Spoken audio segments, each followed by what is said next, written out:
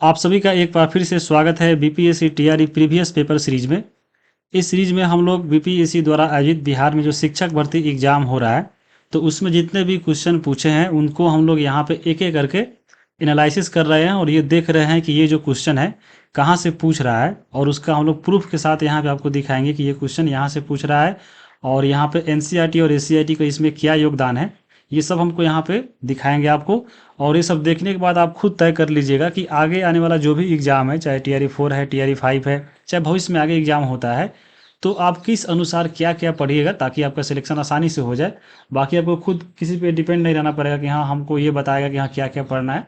कोई वीडियो देखने का जरूरत नहीं है, खुद यहाँ पे प्रूफ देख लीजिएगा, आपको समझ में आ जाएगा।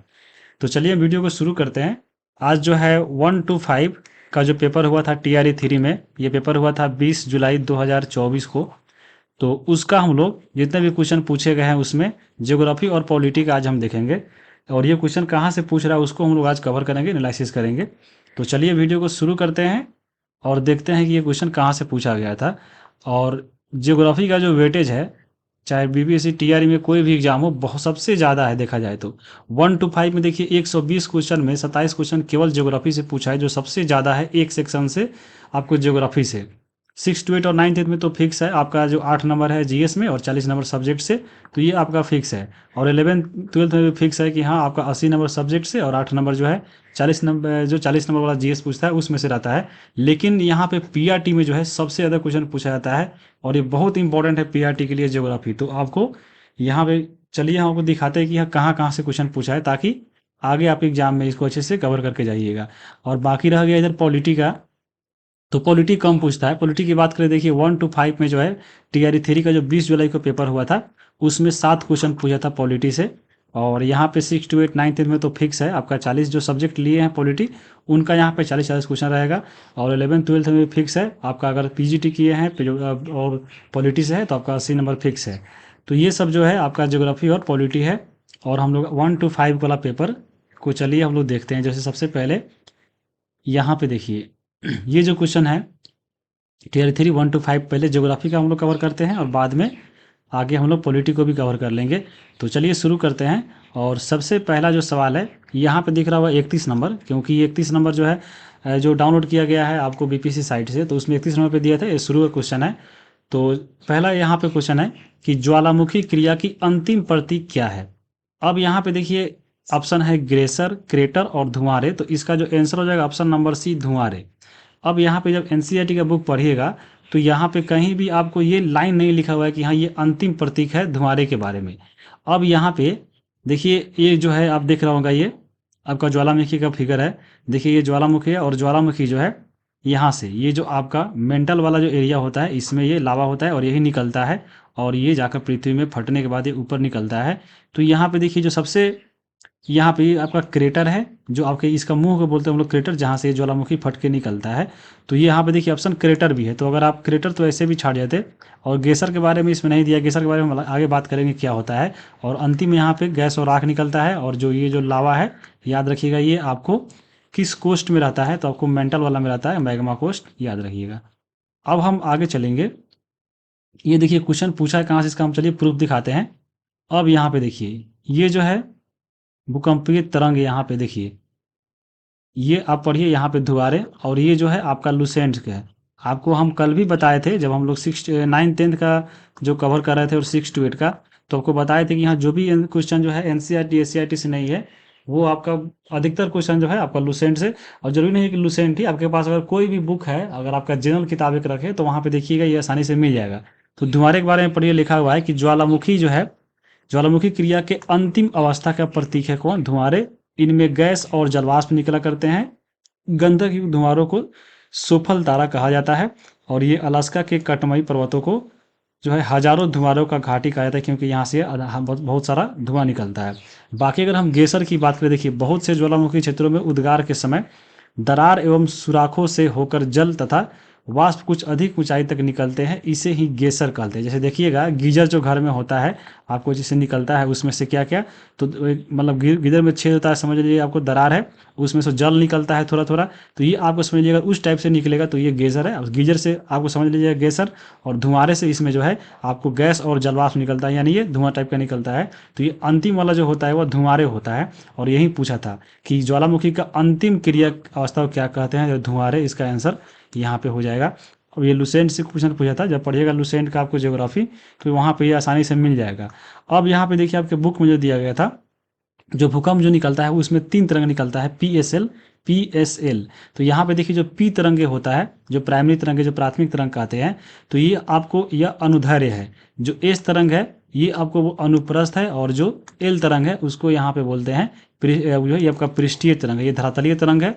ये आपका याद रखिएगा, कौन सा पूछता है कि यहाँ कौन सा अनुदैर्ध्य है, अनुप्रस्थ है, तो यहाँ से एक पॉइंट याद रखिएगा। और भूकंप जो होता है यहाँ पे जो निकलता है सबसे पृथ्वी के अंदर से, उसको बोलते हैं उद्गम केंद्र। और यहाँ से निकलने के बाद जो तरंग ऊपर जाता है, सबसे पहले जो पृथ्वी पर महसूस होता है, जहाँ से निकलता है, जहाँ से तरंग गति करता है पृथ्वी के चारों तरफ, उसको हम लोग बोलते हैं अधिकेंद्र। तो अधिकेंद्र और उद्गम केंद्र यहाँ पे थोड़ा याद रखिएगा। और भूकंप के बारे में आप देख लिए। अब ये क्वेश्चन भी देख लिए कहाँ से पूछा था, तो लुसेंट से बता दिया आपको।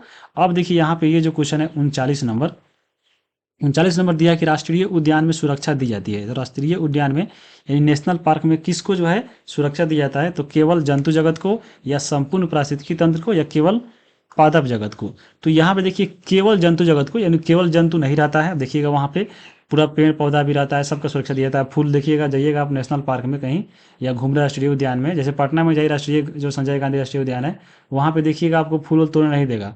या उसमें देखिएगा जलाशय भी है, उसमें नाव भी चलता है, या मछली भी दिखाता है, सांप का भी दिखाता है, सबका अलग अलग टिकट लगता है।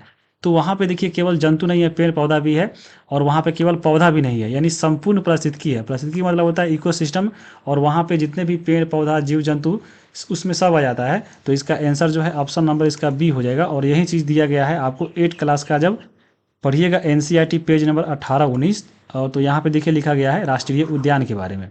अब देखिए इसमें क्या लिखा हुआ है कि वर्तमान और भविष्य की पीढ़ी के लिए एक या एक से अधिक पारितंत्र की पारिस्थितिकी एकता की रक्षा के लिए नामित किया गया प्राकृतिक क्षेत्र है कौन, तो आपको राष्ट्रीय उद्यान। देखिए यहाँ पे पारिस्थितिकी के लिए, यानी ऑप्शन नंबर यहाँ पे सीधा बी हो जाता। ये 8 क्लास में है, और हम आपको पढ़ा चुके हैं जब 8 क्लास का NCERT पढ़ रहे थे।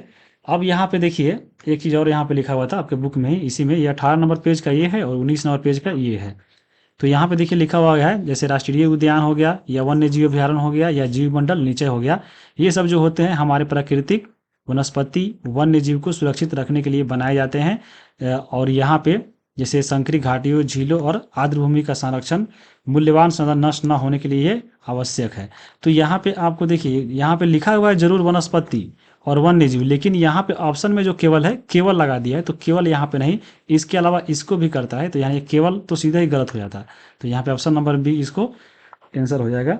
अब देखिए ये जो क्वेश्चन है 43 नंबर क्वेश्चन यहाँ पे कि ग्रीनविच माध्य समय यानी जो GMT है, भारत मानक समय कितना आगे है, यानी आपका जो ये ग्रीनविच माध्य समय रेखा है वह भारतीय मानक समय से कितना आगे है। तो ये ग्रीनविच जो होता है वो आपको ब्रिटेन के जो है वहाँ से गुजरता है, लंदन से, ग्रीनविच से। और ये जो भारत का है वो भारत में मालूम होगा आपको इलाहाबाद के नैनी से गुजरता है। तो यहाँ पे ये जो ग्रीनविच है, ग्रीनविच से हम लोग का जो भारत वाला मानक समय रेखा है वो कितना आगे है, ये आपको बताना है। तो यहाँ पे 5.5 घंटा आगे है, और ये सबको मालूम होगा। और ये आपको किसी भी बुक में आपको प्रूफ दिखाने की जरूरत नहीं है, आपको याद भी होगा। और यहाँ पे जनरल बुक किसी बुक में मिल जाएगा ये। तो यहाँ पे आप देख भी सकते हैं, जैसे NCERT और SCERT में दोनों में दिया गया था। 9th क्लास का SCERT पढ़िएगा पेज नंबर 5 यही है, तो वहाँ पे भी दिया गया। 6th क्लास का जब NCERT पढ़िएगा पेज नंबर 14, तो उसमें भी ये दिया गया है। यहाँ पे देखिए लिखा गया है कि भारतीय मानक समय जो है ग्रीनविच स्टैंडर्ड टाइम से जो है 5.5 घंटा आगे है। ये चीज़ आपको यहाँ पे याद रखना है। जैसे आप फिगर में चलिए, हम एक बार दिखा देते हैं आपको कैसे आगे है। ये देखिए ये जो है आपका ग्रीनविच है, ये आपका देखिए इंग्लैंड लंदन से यहाँ से गुजरता है ग्रीनविच। ये जो है आपका GMT है। और यहाँ से देखिए भारत आपको कहाँ पे है, ये आपको दिख रहा होगा भारत, ये भारत है। तो भारत में यहाँ पे देखिए लिखा भी हुआ है +5.5, यानी भारत जो है 5.5 घंटा आगे है। यहाँ पे आप सब देश का देख सकते हैं, जैसे ये भारत है, देखिए चीन का जो है 8 घंटा आगे है, सब देश का यहाँ पे लिखा हुआ है। मान लीजिए दूसरा देश भी पूछ ले तो यहाँ से एक बार आप देख लीजिएगा। जैसे यहाँ पे देखिए पाकिस्तान का देख ले सकते हैं आप। पाकिस्तान में देखिए यहाँ पे है, देखिए ये आपका पाकिस्तान है। मान लीजिए आपके आने वाले देश एग्जाम में पूछ ले कि यहाँ पाकिस्तान कितना आगे है, तो यहाँ पे देखिए +5 है, यानी पाकिस्तान जो है 5 घंटा आगे है। तो उससे भी आप इसमें याद रख सकते हैं। बाकी पड़ोसी देश भी यहाँ पे चीन देख लीजिए, उसके बाद देखिए बांग्लादेश देखिए 6 घंटा आगे है। तो ये सब चीज़ आपको यहाँ पे थोड़ा थोड़ा याद रखिएगा। ये हो गया। अब हम आगे बात करते हैं। ये क्वेश्चन देखिए 41 नंबर क्वेश्चन था कि O3 यानी ओजोन के बारे में कुछ तथ्य है और बताना था कि हाँ कौन कौन यहाँ पे जो है तथ्य दिया गया है उसके बारे में आपको चुनना था, इसमें से कौन तथ्य जो है इसके ओजोन के बारे में है। तो पहला इसमें जो है यह उच्च तरंगदैर्घ्य की विकिरणों को अवशोषित करता है। दूसरा है कि यह वायुमंडल की अत्यधिक उच्च स्थायी गैस है। तीसरा है यह मध्य मंडल में पाया जाता है। तो सबसे पहले बात ओजोन हम बात करें ओजोन का, तो ये तो मध्य मंडल में नहीं पाया जाता है, तो इसको हम काट देंगे। ये जो है समताप मंडल में पाया जाता है, तो ये समताप था तो सही हो जाता। और यहाँ पे देखिए उसके बाद है कि यह वायुमंडल की अत्यधिक अस्थायी गैस है, तो नहीं है। सबसे अस्थायी गैस वायुमंडल की नाइट्रोजन होता है जो 78% है। उसके बाद सेकेंड नंबर पे आता है ऑक्सीजन 21% है। और बाकी में जो है यहाँ पे अगर हम बात करें, ये तो आपका हो गया 99% यही है, बाकी 1% में बाकी सारे गैस आते हैं। तो यहाँ पे ओजोन का नामो निशान नहीं है। तो ऐसे ही आपका ये दोनों तो गलत हो ही गया। तो यहाँ पे आपको, और यहाँ पे अगर हम बात करें यह उच्च तरंगदैर्घ्य की विकिरणों को अवशोषित करता है, तो नहीं। ओजोन जो 3 होता है O3 वो आपको अल्ट्रा वायलेट जो पराबैंगनी किरणें होती है उसको हम लोग बोलते हैं अवरक्त किरणें। और अवरक्त किरणें जो होती है वो आपको दीर्घ आपको अवरक्त तरंगें होती है। तो ये आपको ये भी गलत है, यानी आपको ये तीनों गलत दिया है। तो यहाँ पे इनमें से कोई नहीं इसका आंसर हो जाएगा 41 का। तो यहाँ पे याद रखिएगा आपको 41 नंबर के बारे में, इनमें से कोई नहीं ऑप्शन इसका हो जाएगा। आगे हम चलेंगे। अब थोड़ा देखिए आपके बुक में जो है 11th क्लास का जो NCERT पेज नंबर 71 पढ़िएगा, तो वहाँ पे दिया गया है। देखिए समताप मंडल इसके कारण जो है 50 किलोमीटर की ऊंचाई तक पाया जाता है। समताप मंडल का एक महत्वपूर्ण लक्षण है कि इसमें जो है ओजोन परत पाई जाती है। देखिए समताप मंडल में पाया जाता है ओजोन, और यह परत जो है पराबैंगनी किरणों यानी अल्ट्रावायलेट किरणों को अवशोषित करती है, और यह पृथ्वी को ऊर्जा के तीव्र और हानिकारक तत्वों से बचाती है। तो ये दोनों आपका यहाँ पे देख लिए, और ये समताप मंडल भी देख लिए। और अस्थायी गैस तो आप जानते हैं सबसे नाइट्रोजन सबसे ज़्यादा होता है, तो ऑप्शन नंबर ई इसका हो जाएगा। अब हम देखेंगे 45 नंबर क्वेश्चन। 45 नंबर जो क्वेश्चन है वो 22 अप्रैल को मनाए जाने वाले पृथ्वी दिवस का संबंध किससे है, इसको बताना था। तो ये क्वेश्चन आपको NCERT में नहीं मिलेगा। ये मिल सकता है कि हाँ कब मनाया जाता है। और 22 अप्रैल की अगर हम बात करें पृथ्वी दिवस जो मनाया जाता है, तो इसका आंसर क्या होगा, चलिए हम यहाँ पे बता दे रहे हैं आपको। तो इसका जो आंसर है यहाँ पे देखिए, ये आपका पृथ्वी दिवस एक वार्षिक आयोजन है जिसे 22 अप्रैल को दुनिया भर में पर्यावरण संरक्षण के लिए, देखिए पर्यावरण संरक्षण के लिए आयोजित किया जाता है। इसकी स्थापना जो है अमेरिकी सीनेटर जेराल्ड लेंसल ने जो है 1970 के एक पर्यावरण शिक्षा के रूप में की थी। अब यहाँ पे देखिए आप ऑप्शन पढ़िए। ऑप्शन यहाँ पे है कि द्वितीय विश्व युद्ध का अंत दिवस, ये भी नहीं होगा। पृथ्वी ग्रह पर नाभिकीय हथियारों का उपयोग पर प्रतिबंध, ये भी नहीं होगा। उसके बाद देखिए वातावरण से संबंधित जागरूकता, इसके लिए जो है 22 अप्रैल को पृथ्वी दिवस मनाया जाता है। तो यहाँ पे जो 45 नंबर क्वेश्चन है उसका आंसर जो है यहाँ पे ऑप्शन नंबर सी हो जाएगा। ये आपको याद रखना है। अब हम आगे चलेंगे। यहाँ पे देखिए 109 नंबर, 109 नंबर जो यहाँ पे क्वेश्चन है, निम्न में से किस फसल को जो है नदी में नहीं उगाया जाता है। तो यहाँ पे देखिए ऑप्शन है सिंघाड़ा, कमल और मखाना। तो यहाँ पे देखिए इसमें जो है आपको कन्फ्यूजन भी है, और आपके एग्जाम इसका जो आंसर माना है आयोग वह माना है इसमें उपयुक्त में से अधिक, यानी ऑप्शन नंबर डी। यहाँ पे अगर हम सिंघाड़ा और मखाना की बात करें, तो ये दोनों जो देखिए यहाँ पे ये जो है सिंघाड़ा और ये मखाना की खेती हो रहा है, तो दोनों जो होता है वो तालाब में होता है। और यहाँ पे दिया है नदी में। नदी की बात करें तो नदी जो होता है एक आपका बहती धारा हुआ जो है एक भाग होता है, क्योंकि आप देखिएगा जो नदियाँ जो होती है उसका एक उद्गम स्थल होता है, और यहाँ पे एक मुहाना होता है जो पानी प्रवाहित होते रहता है। तो ये चीज़ आपको देखना है। और कमल की बात करें तो कमल जो है आप नदी में कहीं भी उसमें भी किनारे किनारे खिल सकता है, लेकिन सिंघाड़ा और मखाना नहीं खिल सकता है। तो इसीलिए ऑप्शन जो है यहाँ पे 109 का डी माना है। अगर आप क्वेश्चन इसको एराइज भी करते हैं तो आपसे जो है बीपीएससी आयोग जो है वो आपसे प्रूफ मांगेगा, और प्रूफ जो है NCERT का ही मांगता है। तो NCERT में अगर नहीं मिलता है ये क्वेश्चन, तो आपको समझ लीजिए जो आंसर दिया है बीपीएससी वही रह जाएगा, यानी ऑप्शन डी ही रह जाएगा, तो इसका ऑप्शन डी इसका राइट आंसर होगा। अब हम चलते हैं आगे 60 नंबर। 60 नंबर यहाँ पे देखेंगे। 60 नंबर क्वेश्चन है कि पृथ्वी एवं सूर्य के बीच अधिकतम दूरी होती है अपसौर की या उपसौर की या ग्रीष्म संक्रांति की। तो यहाँ पे देखिए, अगर हम बात करें अधिकतम दूरी का, तो अगर आप फिजिक्स पढ़े होंगे 9th-10th का, चाहे साइंस अगर पहले भी पढ़े होंगे, तो सूर्य होंगे अपसारी और अभिसारी, जो है आपका लेंस, या आपको अपसारी या अभिसारी किरण पढ़े होंगे। तो यहाँ पे अपसारी की अगर हम बात करें, तो देखिए अपसारी मतलब होता है अप मतलब फैलना यानी दूरी, तो अप मतलब फैलना यानी दूरी इसमें ज़्यादा होता है, फैलना यानी दूर चला गया, तो यहाँ पे अधिकतम दूरी यानी अधिक हो गया, तो ये हो गया। यही अगर उप मतलब होता है तो आपको नज़दीक होता है, अप मतलब फैलना होता है। अगर इसको भी अगर मालूम रहता तो यहाँ से आप क्वेश्चन बना लेते, तो ऑप्शन नंबर यहाँ पे इसका ए होगा। लेकिन यहाँ पे चलिए हम बता देते हैं कि होता क्या है। देखिए, पृथ्वी और सूर्य के बीच में जब अधिकतम दूरी होता है तो वह आपको होता है अपसौर, और ये जो होता है वह कब होता है, तो 4 जुलाई को होता है। ये आपका कौन सा, तो अपसौर। लेकिन उपसौर जो होता है वह 3 जनवरी को होता है, और इसमें जो है सूर्य और पृथ्वी के सबसे जो है कम दूरी उस दिन रहता है, यानी कम दूरी उस दिन होता है कब से, तो 3 जनवरी को, और सबसे दूरी जो होता है वह 4 जुलाई को होता है। तो याद रखिएगा।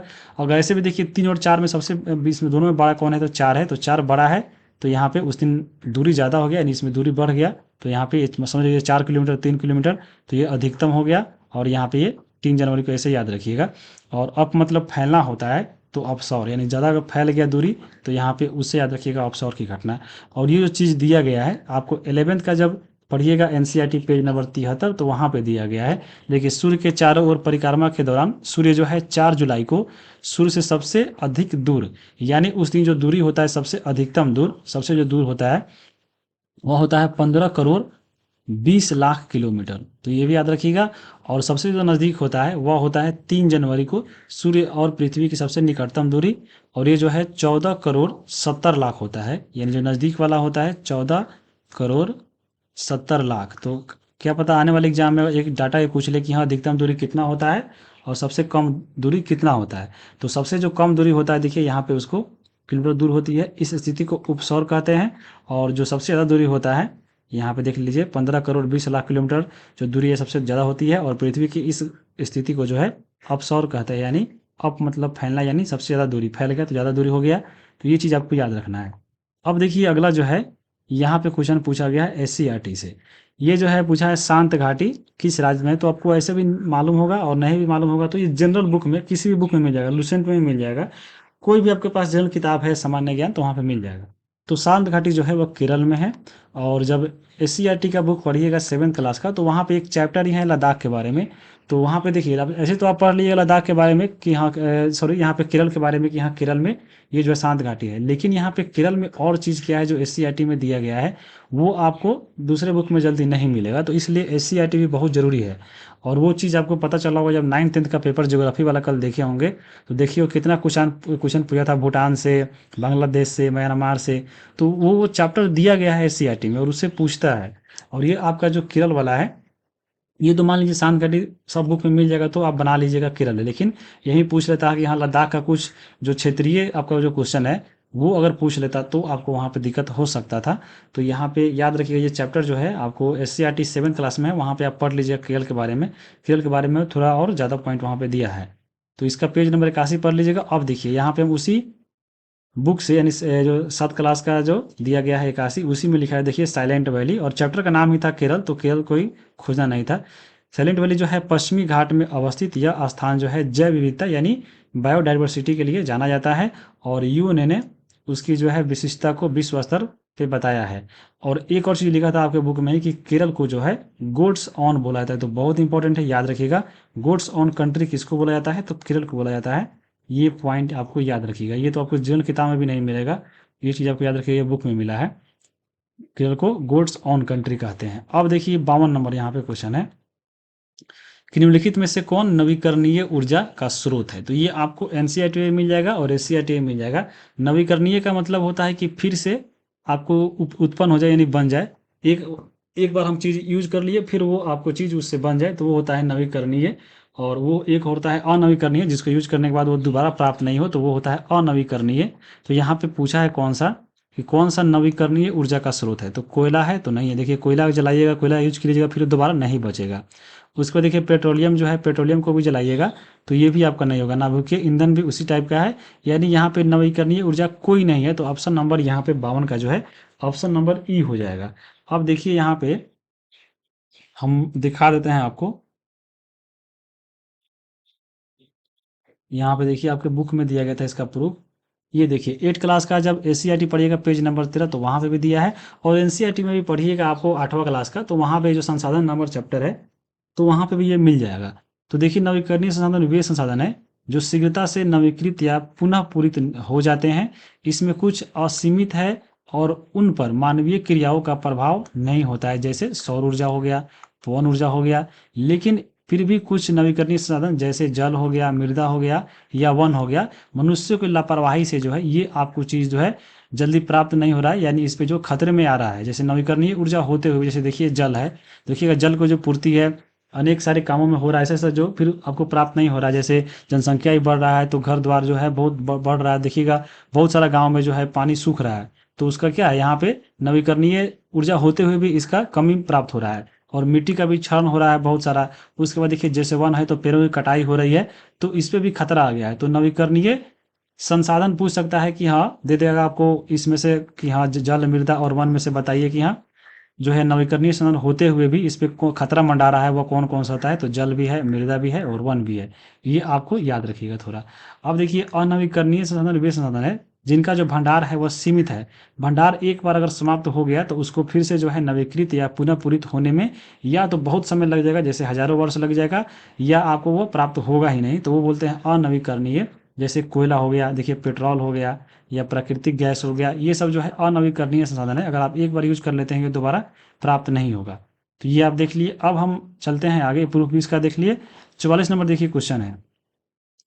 44 नंबर है कि पर्वतीय क्षेत्रों में पक्षियों के अधिक प्रजातियां जो है किस जंगल में निवास करती है। तो यहाँ पे पर्वतीय क्षेत्र दिया है। पर्वतीय क्षेत्र मतलब जो पर्वत में पाए जाने वाले पेड़ पौधे होते हैं। तो पहला ऑप्शन है चीड़ के जंगल, दूसरा है झाड़ी के जंगल, और यहाँ पे तीसरा है बांज।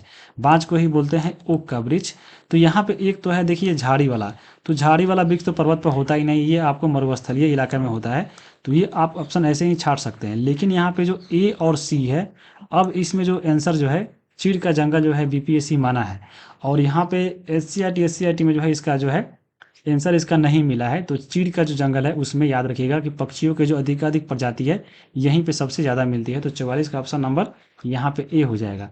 अगर आप देखिएगा पीआरटी का जो क्वेश्चन पूछा गया है इस बार ज्योग्राफी का, तो एक तो देखा जाए कि जो है सबसे ज़्यादा अगर विषय पढ़ना है तो वो आपको 1 to 5 में ही पढ़ना है। और क्वेश्चन का लेवल भी इस बार जो है 1 to 5 का आपको देखा जाए 9th-10th के तुलना में और 6 to 8 के तुलना में ज्योग्राफी के मामला की बात करें, ये आपको हार्ड पूछा है 1 to 5 में। तो 1 to 5 के लिए समझ लीजिए, ये नहीं समझिएगा कि 1 to 5 का जो है पेपर है वह जो इसका प्राइमरी है तो इजी पूछेगा। सबसे ज़्यादा पढ़ना है प्राइमरी में ही, और सबसे ज़्यादा लेवल जो है प्राइमरी का ही है। तो प्राइमरी को आप हल्के मत लीजिएगा और प्राइमरी के लिए अच्छे से तैयारी कीजिएगा। भले 6 to 9 10th वाला ऐसे पढ़ लेगा, लेकिन पीआरटी के लिए एकदम अच्छे से पढ़िएगा तभी आपका होगा। ये चीज़ आपको ध्यान में रखिएगा, ये नहीं कि हाँ प्राइमरी है तो ईजी पूछेगा। तो यहाँ पे देखिए ये आपके चीड़ का जंगल 6 to 8 वाला जो पेपर हम लोग कवर कर रहे थे, तो वहाँ पे आपको बता दिए थे कि आपका 48 जो क्वेश्चन पूछा था ज्योग्राफी का, उसमें जो है 47 या 46 जो क्वेश्चन है वो आपको एनसीईआरटी एससीईआरटी से पूछा गया था, और उसका भी हम आपको प्रूफ भी दिखाए हैं। लेकिन यहाँ पे वहीं जो यहाँ पे 27 क्वेश्चन आप देख रहे हैं पीआरटी का, तो इसमें आप देख रहे हैं कि यहाँ कितना क्वेश्चन एनसीईआरटी से और बाकी दूसरे जगह से। जैसे यही क्वेश्चन देख लीजिए, ये आपको नहीं मिलेगा एनसीईआरटी एससीईआरटी में। ये 46 नंबर जो क्वेश्चन है ये भी आपको नहीं मिलेगा एनसीईआरटी एससीईआरटी में, बहुत क्वेश्चन है आपको। तो सबसे ज़्यादा याद रखिएगा पीआरटी का क्वेश्चन, इसमें अच्छा इसका लेवल है और उसी की वजह से थोड़ा कटअप भी इस बार कम जाएगा।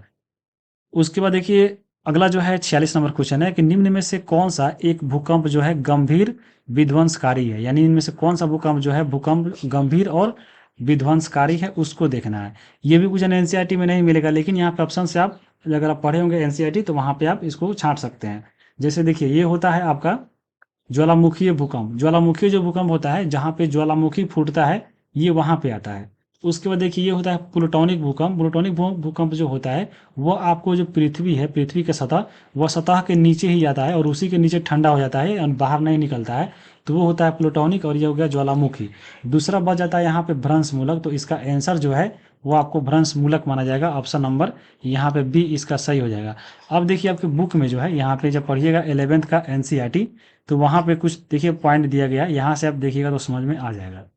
अब देखिए पहले जो है टेक्टोनिक, जो देखिए भूकंप का प्रकार दिया है, सामान्यतः जो है विवर्तनिक भूकंप ही अधिक आते हैं। तो यहाँ पे एक भी प्रकार है टेक्टोनिक यानी विवर्तनिक भूकंप, और सबसे ज़्यादा यही आते हैं।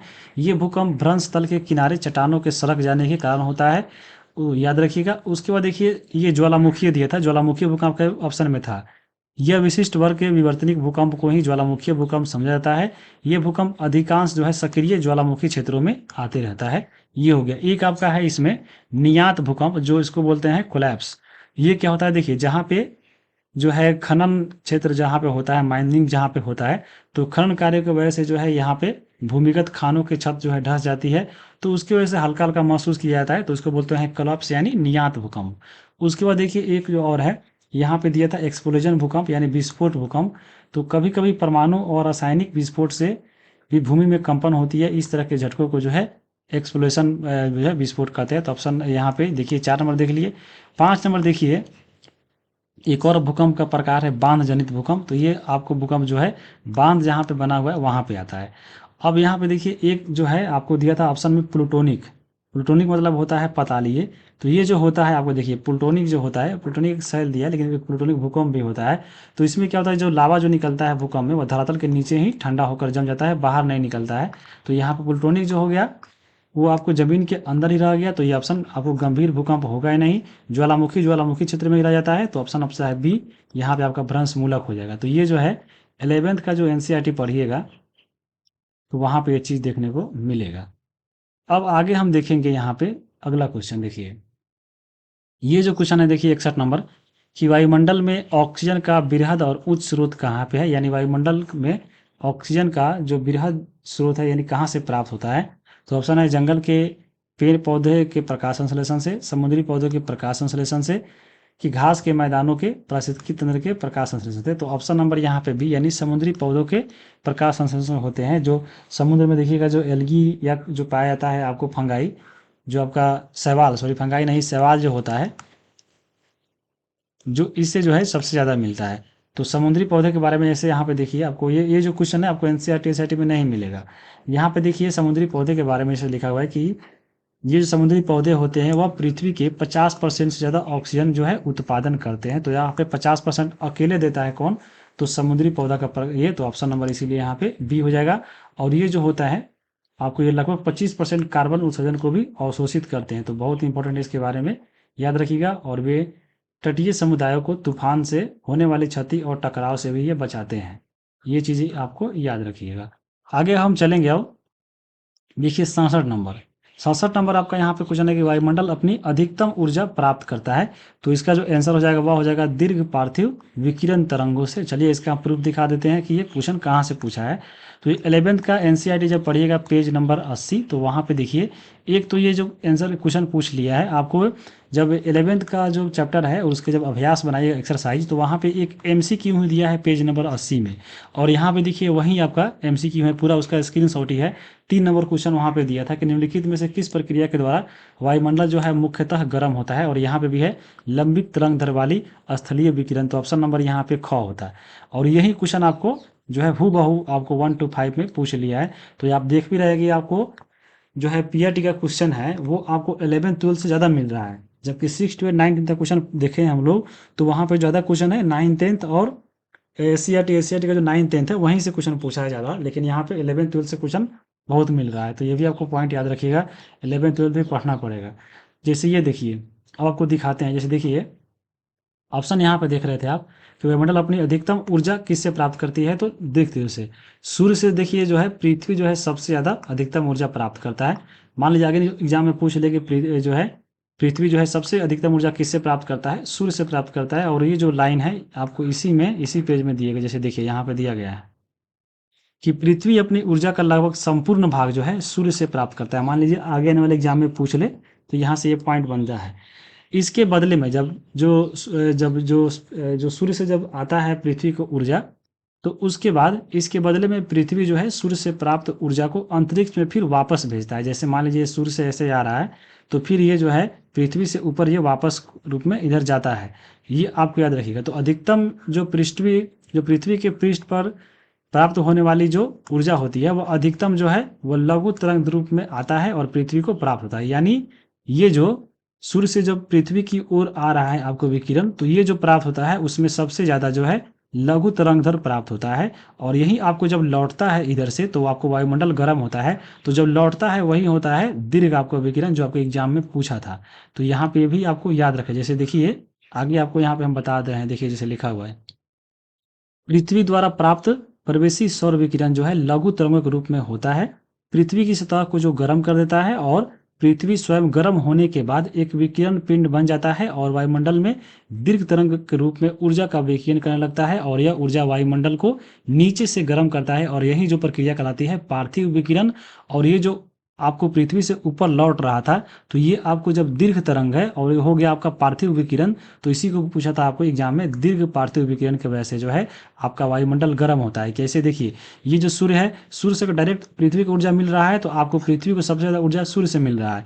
लेकिन ये जो आपका जो किरण आता है यहाँ पे सूर्य को, जो आपका किरण आपको आ रहा है पृथ्वी की तरफ, तो ये आपको लघु विकिरण के रूप में आता है, यानी लघु पार्थिव विकिरण के रूप में आता है। लेकिन जब टकराने के बाद ये फिर वापस आता है वायुमंडल में, तो यहाँ पे वायुमंडल को देखिए, ये आपका वायुमंडल का लेयर है ऐसे ऐसे, तो ये वायुमंडल को गर्म करते जाता है। तो ये जब ये लौटता है पृथ्वी से सूर्य की ओर, तो उसको हम लोग बोलते हैं कौन सा? तो आपको दीर्घ विकिरण, और उसमें पार्थिव विकिरण उसको कहते हैं। तो दीर्घ पार्थिव विकिरण, ये आपका आंसर, यही आपको एग्जाम में पूछा था। और ये हूबहू लाइन भी जैसे नीचे दे दिया, जैसे यहाँ पे आप देख सकते हैं। देखिए दीर्घ तरंगधर विकिरण जो है वायुमंडलीय गैसों, मुख्यतः कार्बन डाइऑक्साइड और अन्य ग्रीन हाउस गैसों के द्वारा अवशोषित कर लिया जाता है। और इस प्रकार वायुमंडल पार्थिव विकिरण के द्वारा अप्रत्यक्ष रूप से, न कि सूर्य ताप से, देखिए यहाँ पे लिखा हुआ है, बहुत कोई बता रहा था कि सूर्य से गर्म होता है, तो यहाँ पे लिख दिया है पूरा। देखिए वायुमंडल जो है पार्थिव विकिरण के द्वारा अप्रत्यक्ष रूप से गर्म होता है, न कि सूर्य ताप से। तो यहाँ पे ये चीज़ आपको याद रखिएगा। और यही अगर क्वेश्चन पूछा था। अब देखिए 69 नंबर क्वेश्चन पूछा था आपका यहाँ पे कि निम्नलिखित में से कौन सी जो है भारत की सबसे लंबी नहर है? तो वो आपको मालूम भी होगा, नहीं भी पढ़े होंगे तो, या कुछ जनरल बुक में भी मिल जाएगा, लुसेंट में भी मिल जाएगा, या आप नहीं पढ़े होंगे लुसेंट एनसीईआरटी पढ़ते हैं तो 12th का जब एनसीईआरटी पढ़िएगा पेज नंबर 71, तो उसमें दिया गया है ये जो आप नहर दिख रहा होगा, ये यही नहर है और ये राजस्थान में बहता है और इसको बोलते हैं इंदिरा गांधी नहर। तो यहाँ पे ऑप्शन नंबर इसका सी इसका सही हो जाएगा। इंदिरा गांधी जो नहर है यहाँ पे देखिए, यहाँ पे सतलज नदी है, और इसी सतलज नदी पे जो है यहाँ पे ये बांध बनाया गया हरीके बैराज, और उसी से ये निकलता है। और यहाँ पे याद रखिएगा, और ये एक नहर है, ऐसे ऐसे ये आता है पाकिस्तान का जो बॉर्डर है उसके होते होते हुए। तो ये भी एग्जाम में पूछता है कि यहाँ पे राजस्थान के कौन कौन सा यहाँ पे जिला है जिसको टच करता है, तो ये भी एग्जाम में पूछता है। तो ये भी चीज़ आपको थोड़ा थोड़ा अगर मिल जाए तो याद कर लीजिएगा। तो ऑप्शन नंबर यहाँ पे, तो ऑप्शन नंबर सी हो गया। अब देखिए आपके बुक में जो है इंदिरा गांधी नहर के बारे में क्या दिया गया था, चलिए इसको देख लेते हैं। इंदिरा गांधी नहर, जिसे जो है पहले राजस्थान नहर के नाम से जाना जाता था, भारत में सबसे बड़े नहर तंत्रों में से एक है। 1948 में कंवर सेन के द्वारा जो है इस संकल्पित किया गया था, और यह जो परियोजना है 31 मार्च 1958 को प्रारंभ हुआ था। तो आपको ये चीज़ें जो है याद रखिएगा। ये जो संकल्पित किया गया था 1948 में कंवर सेन के द्वारा, और 1958 में जो है इसको प्रारंभित किया गया था। यह नहर पंजाब के हरीके बांध से निकलती है और राजस्थान के थार जो मरुस्थल है वहाँ पे पाकिस्तान सीमा के जो समानांतर बहते हुए 40 किलोमीटर की औसत दूरी पर बहती है। और इस नहर तंत्र की कुल जो नियोजित लंबाई है वह है 9060 किलोमीटर।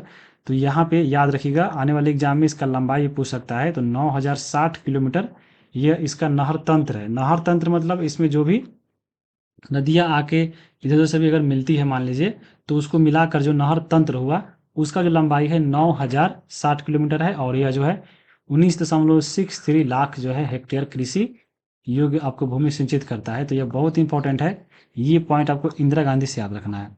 अब देखिए यहाँ पे जो है 100 नंबर जो क्वेश्चन पूछा था उसमें कि बाढ़ को रोकने के लिए सबसे उत्तम विधि, तो ये आपको बुक में भी देखने को मिल जाएगा। लेकिन अगर आप पढ़िएगा ऐसे तो ऐसे भी इसको बना सकते हैं। जैसे देखिए बाढ़ को रोकना है तो चराई कराइएगा तो और आपको बाढ़ ज़्यादा फैल जाएगी। देखिए जो चराई जो समतल जो भूमि होता है उस पर जो घास लगा रहता है अगर मान लीजिए इसको अगर चला दीजिएगा तो उसका जो जड़ है पृथ्वी के अंदर वो आपको सड़ गल जाएगा, खत्म हो जाएगा। तो इससे पानी अगर बहता है तो ये आपको बाढ़ को नहीं रोक पाएगा। तो ये तो ऐसे ही खत्म हो गया। देखिए उसके बाद है जो वनारोपण, अगर इसको पेड़ पौधा अगर लगा देते हैं तो पेड़ पौधा का जड़ जो बहुत लंबा होता है, जो मिट्टी के जड़ को अच्छे से पकड़े रहता है, तो ये आपको उसमें सहायता करता है। तो यही इसका आंसर हो जाएगा ऑप्शन नंबर बी। और वन उन्मूलन मतलब होता है वन की समाप्ति, यानी अगर पेड़ पौधा को काट दिया है तो इसका जड़ भी सूख जाएगा, जो मिट्टी के कटाव को यहाँ पे तेज कर देगा। तो ये भी आपका गलत हो गया, ऑप्शन नंबर यहाँ पे इसका बी हो जाएगा। तो 100 का बी हो गया। अगला यहाँ पे है 143 नंबर क्वेश्चन। 143 में है कि किस क्षेत्र को चीन अपना पवित्र क्षेत्र होने का दावा करता है। तो यहाँ पे है ऑप्शन नंबर बी। यहाँ पे जो चीन जो देखिएगा, जैसे भारत और पाकिस्तान के बीच में पीओके पे हमेशा जो है न्यूज आते रहता है कि हाँ आज पीओके में ये हो गया वो हो गया, या ये क्षेत्र जो है अपना हमला किया, या वहाँ पे अपना दावा ठोक रहा है कि हाँ ये मेरा है। तो उस टाइप से हमेशा के लिए जो आपको ताइवान है, ताइवान पे चीन जो है शुरू से जब तक जो है ताइवान बना था उस पे यह ऐसे बोलते आ रहा है। तो यहाँ पे हमेशा न्यूज में आते रहता है कि हाँ चीन ने अपने पवित्र क्षेत्र ताइवान पे जो है ये चीज किया वो क्षेत्र किया। ये चीज आपको याद रखिएगा। तो इसका ऑप्शन जो है 143 का बी हो जाएगा। आगे चलेंगे। ये भी जो क्वेश्चन है आपको एनसीईआरटी एससीईआरटी में नहीं मिलेगा, यहाँ पे नेट पे सर्च कीजिएगा तब इसका आंसर मिलेगा आपको। या आपको न्यूज में अगर है, न्यूज अगर देखते रहते हैं तो आपको मालूम होगा। अगला इसमें है देखिए 83 नंबर क्वेश्चन कि मृदा का पलवार करना संबंधित है। तो सबसे पहले पलवार करना क्या होता है। तो देखिए यहाँ पे खेतों में जो पौधा जैसे उगाया जाता है, तो इस पौधा के देखिए किनारे किनारे जो है प्लास्टिक से या दूसरे अन्य चीज से दोनों तरफ जो है इधर भी और इधर भी ढक दिया जाता है। ढक दिया इसलिए जाता है ताकि यहाँ पे ये जो पौधा रोपा गया है इसके चारों तरफ जितने भी पृथ्वी के अंदर यानी इसके अंदर मिट्टी में जो नमी बचा हुआ है वह जो है नहीं जल बना रहे, नमी बरकरार रहे। और उसके अलावा एक और चीज, यहाँ पे जो भी इसके अंदर से घास मत निकल रहा है तो वहां पे उस घास को या तो सूर्य का प्रकाश नहीं मिलेगा या आपको हवा नहीं मिलेगा, तो उस कारण जो है वो भी आपको नहीं जल्दी पनपता है।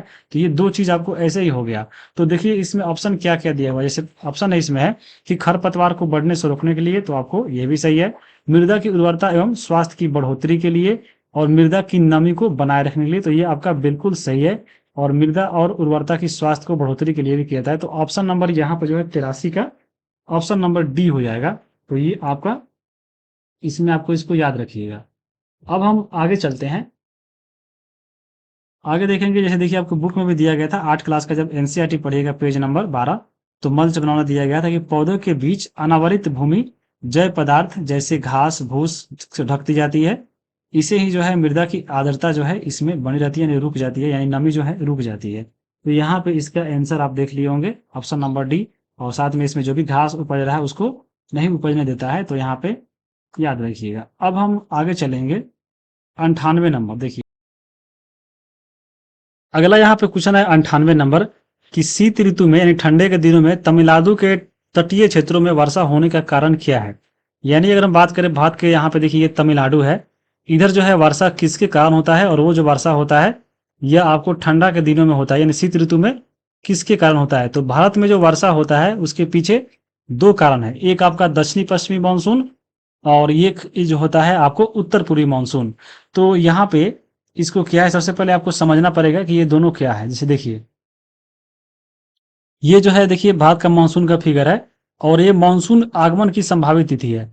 ये जो भारत में सबसे पहले दिशा हम ज्ञात करते हैं कि हाँ मानसून का कौन सा दिशा है, तो उसको ज्ञात करने के लिए सबसे पहले आप इस पे बीच में ऐसे लाइन दे दीजिए और देखिए कि हाँ कहाँ से गुजर रहा है। जैसे देखिए एक जो है आपको बंगाल की खाड़ी से गुजरता है और एक अरब की खाड़ी से। तो अरब की खाड़ी से जो गुजरता है उसी को बोलता है मानसून आगमन। तो ये जो आगमन होता है ऐसे होता है, सबसे पहले केरल के तट पे टकराता है 1 जून को, ऐसे टकराते हुए फिर ये आपको ये प्रवेश करता है भारत में और फिर ये ऐसे जाता है। तो इसकी दिशा क्या होगी, अब इसका दिशा जो यहाँ पे आपको देखना है। तो मानसून जहां से शुरू करता है, माने यहां से शुरू करता है आपको, ये उत्तर हो गया, ये आपका दक्षिण हो गया, ये आपका पूरब हो गया और ये पश्चिम हो गया। तो यहाँ पे देखिए शुरू हो रहा है किस कोना से, इस कोना से, यानी दक्षिण पश्चिम से। तो ये नहीं कि हम यहाँ पे नहीं देखेंगे, यहाँ पे देखेंगे तो गलत हो जाएगा। ये वाला जो एरिया है हम लोग यहाँ पे देखेंगे और यही जो है मानसून का दिशा कहलाएगा, जहां से शुरू होता है। तो ये जो दिशा है उसको हम लोग बोलते हैं दक्षिण पश्चिम मानसून, और ये इसको बोलते हैं मानसून आगमन वाला। तो ये जो है सबसे पहले शुरू होता है केरल के तट से 1 जून से, और वहां पे एग्जाम में क्वेश्चन जो पूछा था वो आपको तमिलनाडु के तट पे पूछा था। अगर यही पूछता है केरल के तट पे तो ये आपको दक्षिण पश्चिम मानसून इसका आंसर होता है, जो इसका आंसर नहीं होगा, और इसको हम लोग बोलते हैं मानसून आगमन वाला। तो ये आप देख लिए, और ये 1 जून को आता है भारत में, और यहाँ पे ऐसे आते आते ऐसे आता है, और पटना में जो आता है ये आपको इसका जो तिथि है वह जो है 15 जो है जून को आता है। तो इस टाइप से आपको ऐसे याद रखना है। अब हम आगे चलेंगे, यहाँ पे ये जो देखिए क्वेश्चन है ये वाला, ये जो है मानसून का, आइए आपका आगमन देख लिए। अब हम देखेंगे मानसून जो लौटता है, जिसको पीछे हटते मानसून बोलते हैं, यानी आपको लौटता हुआ मानसून। तो ये देखिए इसको कैसे आता है। तो ये जो मानसून ऐसे लौटता है, अब इसका हम दिशा निकालेंगे। तो ये देखिए मानसून जो लौटता है ऐसे लौटता है, तो ऐसे जो लौट रहा है, अब इसका दिशा निकालना है। तो इसको हम बोलते हैं उत्तर, और ये आपका हो गया इधर पूरब। तो इधर से लौट रहा है, यानी यहाँ से शुरू हो रहा है, तो हम यहाँ से इसका दिशा देखेंगे। तो यहाँ पे ये उत्तर हो गया और ये पूरब हो गया। तो उत्तर पूर्व मानसून को जो है बोलते हैं लौटता हुआ मानसून। और यही जो आपका मानसून ऐसे आता है, ऐसे ये बंगाल की खाड़ी से ऐसे होते हुए, तो ये यहाँ पे आपको ये जो तमिलनाडु है ये वाला एरिया यहाँ पे टकराता है। और उस समय जो है आपको दिसंबर का महीना होता है, तो यहाँ पे दिसंबर में ठंडा का दिन होता है, तो उस समय जो वर्षा होता है उसको शीत वर्षा बोला जाता है। कहाँ पे? ये तमिलनाडु में, और यही एग्जाम में पूछा हुआ है। अब यहाँ पे देखिए उत्तर पूर्वी मानसून होना चाहिए आपको ऑप्शन में। तो यहाँ पे देखिए उत्तर पूर्वी मानसून कहीं नहीं दिख रहा है, तो ये नहीं कि यहाँ पे ऑप्शन नंबर ई लगाएंगे। एक यहाँ पे देखिए लिखा हुआ है लौटता हुआ दक्षिण पश्चिम मानसून, यानी यहाँ पे ये जो आपका मानसून गया था इधर से दक्षिण पश्चिम मानसून, ये अगर यहाँ पे लौट रहा है ऐसे, तो लौट रहा है, तो ये लौट रहा है, तो इसी को तो हम बोलते हैं उत्तर पूर्वी मानसून। यानी अगर लौट रहा है दक्षिण पश्चिम मानसून तो आपको बोलेंगे लौटता हुआ मानसून। तो इसे लौटता हुआ दक्षिण पश्चिम, या आपको इसी को बोल सकते हैं उत्तर पूर्वी मानसून। तो यही इसका ऑप्शन नंबर ए हो जाएगा आंसर। तो ये हो गया। बाकी ये दक्षिण पश्चिम जो मानसून है, ये आपको जो मानसून आगमन होता है उसको हम लोग बोलते हैं, जहाँ पे केरल तट पर टकराता है। और उसके बाद हम बात करिए पश्चिमी विक्षोभ, जो सी नंबर है, पश्चिमी विक्षोभ के कारण जो है आपको जैसे पंजाब हरियाणा हो गया, वहां पे वर्षा होता है। ये आपका यहाँ पे याद रखिएगा, ऑप्शन नंबर इसका ए इसका सही होगा। आगे चलते हैं अगले क्वेश्चन की ओर। अगला यहाँ पे क्वेश्चन है 93 नंबर। तो अगला यहाँ पे 93 नंबर क्वेश्चन है कि निम्न में से कौन सा दक्षिण से उत्तर की ओर हिमालय पर्वत का सही क्रम बताना था। तो जब ये 9th क्लास का पढ़िएगा आपका पेज नंबर 7, तो वहाँ पे ये मिलेगा। और 9th क्लास का एससीईआरटी पढ़िएगा तो वहाँ भी जो चैप्टर है उसमें भी मिल जाएगा, जो 2 नंबर का चैप्टर है उसमें। तो उसमें जो क्रम है कहीं देखिएगा तो क्रम आपको एक जगह पूरा नहीं लिखा गया है कि हाँ इसके बाद ये आता है, लेकिन ये फिगर से देखिएगा तो आपको पता चल जाएगा। लेकिन हम जब 9th क्लास का पढ़ा रहे थे एनसीईआरटी, तो वहाँ पे आपको एक ट्रिक भी बताए थे इसका क्रम का, और वो बताए थे कलेजा पार। आपको अगर याद होगा, अगर वीडियो देखे होंगे तो कलेजा पार, और यही हिमालय का जो है, ये जो हम बताए थे आपको उत्तर से दक्षिण बताए थे क्रम। यहाँ पे पूछा है दक्षिण से उत्तर की ओर, यानी इस साइड से पूछा है। तो यहाँ पे सबसे पहले देखिए फिगर में, सबसे पहले ऊपर ये जो आता है वो काराकोरम, उसके बाद बीच में आता है यहाँ पे लद्दाख, उसके बाद जास्कर, और उसके बाद आता है पीर पंजाल। तो यही 4 जो है पूछा था यहाँ पे। अब सबसे उत्तर से दक्षिण ऐसे हो गया, और दक्षिण से उत्तर ऐसे हो गया, ये वाला तो यही पूछा है। तो सबसे नीचे से, यानी सबसे पहले पीर पंजाल आएगा, फिर जास्कर, उसके बाद लद्दाख, तब काराकोरम। तो ऑप्शन देखिए यहाँ पे पीर पंजाल से शुरू होगा, तो पीर पंजाल से एक ही ऑप्शन शुरू हो रहा है, पीर पंजाल। उसके बाद देखिए ये वाला जास्कर, फिर ल से लद्दाख, और क से काराकोरम। तो ऑप्शन नंबर बी जो है इसका सही आंसर हो जाएगा। और ये फिगर में भी आप देख के यहाँ पे बना सकते थे। हालांकि ये बुक जब पढ़िएगा तो वहाँ पे क्रम वाइज नहीं लिखा है कि हाँ किसके बाद ये आता है, लेकिन फिगर जब आप देखिएगा तो आपको ये दिखेगा यहाँ पे। और बाकी हम वीडियो में बता चुके थे आपको पहले भी। आगे अब देखेंगे हम 139 नंबर जो है क्वेश्चन है कि भारत देश की अधिकतम सीमा जो है, अंतर्राष्ट्रीय सीमा किस देश के साथ लगती है। तो आपको लगती है बांग्लादेश की तरफ से। जो बांग्लादेश है वो जो है भारत के तीनों तरफ से घिरा हुआ देश है। जैसे यहाँ पे देखिए बांग्लादेश, ये चारों तरफ, ये आपको पश्चिम से भी, उत्तर से भी और पूरब से भी घिरा हुआ है। एक तरफ जो है दक्षिण से, यानी जहाँ पे बंगाल की खाड़ी है इसके तरफ से खुला है, बाकी तीनों तरफ से जो है ये घिरा हुआ है। इसलिए इसकी जो अंतर्राष्ट्रीय सीमा है भारत के साथ सबसे ज्यादा लगती है। कितना लगती है? तो 4096 किलोमीटर। आपको एग्जैक्ट डाटा ये पूछ सकता है, और ये डाटा दिया हुआ है कहाँ पे, 9th क्लास का जो एससीईआरटी पढ़िएगा तो वहाँ पे 106 नंबर जो पेज है, वहाँ पे एक जो है चैप्टर है 9th क्लास में, भारत का पड़ोसी देश। तो भारत का जितने भी पड़ोसी देश है, 7 देश, इसके बारे में जो है बहुत अच्छा पॉइंट दिया है। बांग्लादेश के बारे में पढ़िएगा तो बांग्लादेश का जलवायु कैसा है, वहाँ का समुद्र से कितना ऊंचाई है, वहाँ पे कौन सी नदी बहती है, वहाँ पे कौन सा खाद्यान्न है, कौन सा चीज़ पाया जाता है, ये सब चीज़ दिया गया है। और वही एग्जाम में बहुत पूछता है। जैसे आप पिछला पेपर में 9th 10th में उठाकर देख लीजिए, वहाँ पे कम से कम 5-6 क्वेश्चन जो है केवल ऐसा ही पूछा था कि हाँ भूटान का क्या है, वहाँ पे बांग्लादेश में वहाँ पे क्या है, श्रीलंका का वहाँ पे सर्वोत्तम जो है किस चीज़ में आगे है। वैसा सब बहुत क्वेश्चन वहाँ से पूछता है, तो इसी चैप्टर से पूछता है। 9th क्लास का एस है, वो आपको एस बुक में ही मिलेगा, एनसीईआरटी में नहीं मिलेगा। तो वो बुक जरूर आपके पास होगा एससीईआरटी, तो वहां पे पढ़ लीजिएगा। तो भारत के जो 7 पड़ोसी देश है कौन कौन है, सबसे पहले बांग्लादेश। ये आपको एक क्रम में है, यानी आपको जैसे देखिएगा ये 4000 3000 आपको, यानी ये इस क्रम वाइज में है, इस लंबाई के क्रम में। तो सबसे पहले एक नंबर पे आता है बांग्लादेश, 2 नंबर पे आता है चीन, 3 पे देखिए पाकिस्तान, और यहाँ पे 9 से नेपाल है। यानी ये हो गया बचपन, एक ट्रिक है बचपन में एमबीए, यानी बचपन एमबीए याद रखिएगा। तो ये आपका 4 ऊपर का, और ये आपका एमबीए हो गया। और ये जो आप बचपन वाला देख रहे हैं, बांग्लादेश, चीन, पाकिस्तान, नेपाल, ये जो है भारत का जो ये जो देश से घिरा हुआ है, और इसके साथ जो भारतीय का राज्य लगा है, तो सभी के साथ 5 राज्य लगा हुआ है। जैसे बांग्लादेश के साथ भी 5 राज्य, चीन के साथ भी 5 राज्य, पाकिस्तान के साथ भी 5 राज्य, नेपाल के साथ भी 5 राज्य। तो ये चीज आपको एक है कि हाँ ऐसे भी याद रख सकते हैं, 5-5 राज्य किस में है, तो बचपन में है। और उसके बाद म्यांमार, भूटान और अफगानिस्तान, इसके साथ भी याद रखिएगा। आपको एनसीईआरटी एससीईआरटी बुक में नहीं दिया गया है कि हाँ बांग्लादेश के साथ कौन सा भारतीय राज्य लगता है, लेकिन ये पूछ सकता है एग्जाम में। तो उसको एक बार आपको देखना पड़ेगा। जब हम लोग पढ़ेंगे इसको अच्छे से, 9th क्लास का एससीईआरटी अच्छे से पढ़ाएंगे आपको, फिर से जो है उसको अच्छे से पीडीएफ बना के, तो वहाँ पे सब चीज़ हम क्लियर करेंगे। अभी हम लोग देख रहे हैं कि हाँ क्वेश्चन कहाँ से पूछ रहा है, अब यहाँ पे वो सब बताएंगे तो वीडियो बहुत लंबा हो जाएगा। तो ये चीज़ आपको थोड़ा थोड़ा याद रखना है। देखिए चीन के बाद जो बांग्लादेश के पास है, चीन आता है 3488 किलोमीटर, पाकिस्तान 3323 किलोमीटर, ये सब आपको याद रखिएगा। अफगानिस्तान सबसे कम है 106 किलोमीटर। अब देखिए उसके बाद अगर हम बात करें, ये जो दिया गया था कहाँ से क्वेश्चन है, ये देखिए 9th क्लास का एससीईआरटी पढ़िएगा, पेज नंबर 106।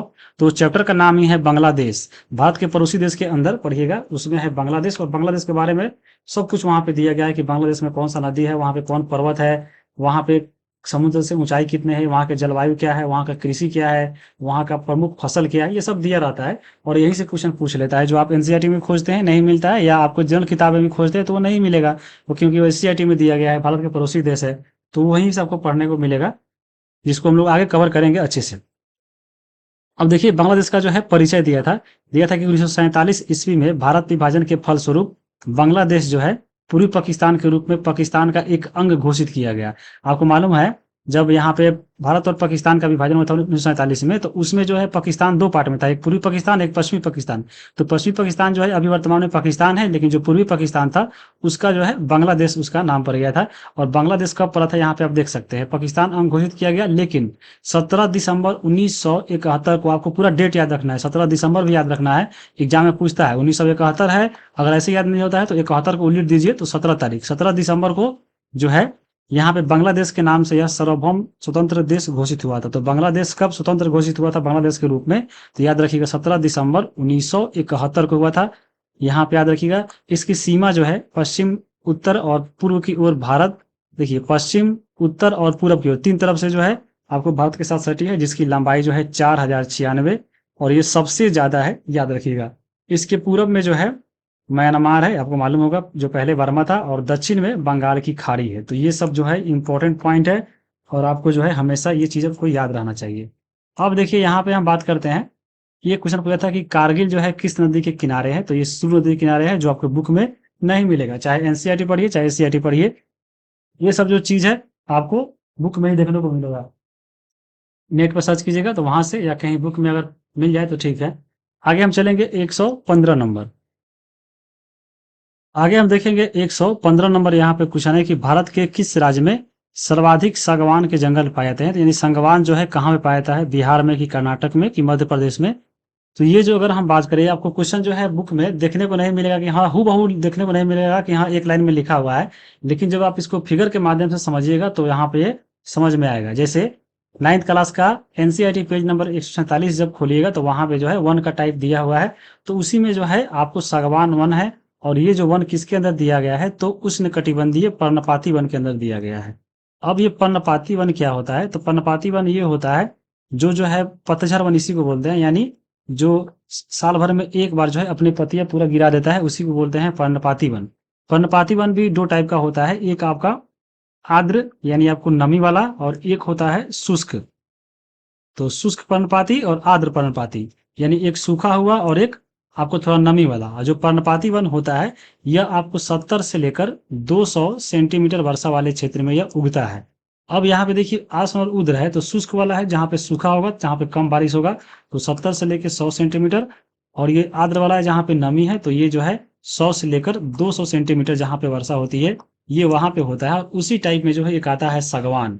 तो यहाँ पे यही लिखा हुआ है कि देखिए उष्ण कटिबंधीय पर्णपाती, ये वाला एरिया आप देख रहे हैं फिगर में, ये वाला। और इस टाइप से मिलाइएगा तो देखिए ये वाला जो है, ये वाला जो एरिया आपको देखने को मिल रहा है, ये वाला सभी, ये है आपको उष्ण पर्णपाती बनाते हैं। तो इसी के अंदर सागवान पाया जाता है। ऑप्शन देखिए बिहार, बिहार जो है देखिए आपको यहाँ पे सटा हुआ है, ये वाला बिहार है, ठीक है। उसके बाद देखिए कर्नाटक, कर्नाटक का तो यहाँ पे हिस्सा है, तो ये वाला कम ही पड़ रहा है, तो ये तो खैर होगा ही नहीं। अब मध्य प्रदेश देखिए, मध्य प्रदेश की बात करें, देखिए ये आपको मध्य प्रदेश पड़ता है पूरा यहाँ तक ऐसे ऐसे। तो मध्य प्रदेश क्योंकि ज़्यादा पड़ता है, क्षेत्रफल ज़्यादा है, तो यहाँ पे मध्य प्रदेश का आंसर हो जाएगा, याद रखिएगा, सागवान का। तो ऑप्शन नंबर यहाँ पे सी इसका सही हो जाएगा। जैसे यहाँ पे आप देख सकते हैं, क्योंकि यहाँ पे क्योंकि यहाँ पे देखिए पूछा हुआ है सर्वाधिक। अगर यही पूछता कि भारत के किस राज्य में वन पाया जाता है, तो यहाँ पे ऑप्शन एक से अधिक होता, लेकिन सर्वाधिक सागवान पूछा है, तो ऑप्शन नंबर यहाँ पे सी, यानी आपको मध्य प्रदेश होगा। अब यहाँ पे चलिए देख लेते हैं इसके उदाहरण। जैसे देखिए आपको वन के बारे में बता ही दिए हैं, 100 से लेकर 200। और देखिए अतः ऐसे वन जो है देश के पूर्वी भागों में और उत्तर पूर्वी राज्यों में, हिमालय के गिरिपाद, यानी हिमालय से जब नीचे उतरिएगा आपको शिवालिक के नीचे, जैसे नेपाल बिहार उसमें मिलेगा। प्रदेश देखिए झारखंड, पश्चिमी उड़ीसा, देखिए छत्तीसगढ़, पश्चिमी घाट के पूर्वी जो ढाल है वहाँ पे भी देखने को मिलता है। और देखिए यहाँ पे सागौन इस वनों के सबसे प्रमुख प्रजाति है, इसमें जो सबसे ज़्यादा उगता है वो सागौन ही उगता है। उसके अलावा बांस भी है, साल भी है, शीशम भी है, ये सभी के सभी इसी कैटेगरी में यानी पर्णपाती वन ही आते हैं। देखिएगा जब गर्मी का दिन आएगा, जब पतझड़ का तो मौसम आता है, देखिएगा ये सभी के सभी जो पेड़ है अपना पत्तियाँ गिरा देता है, और जब से मानसून आता है ये जो है नया पत्ता इसमें से आने लगता है।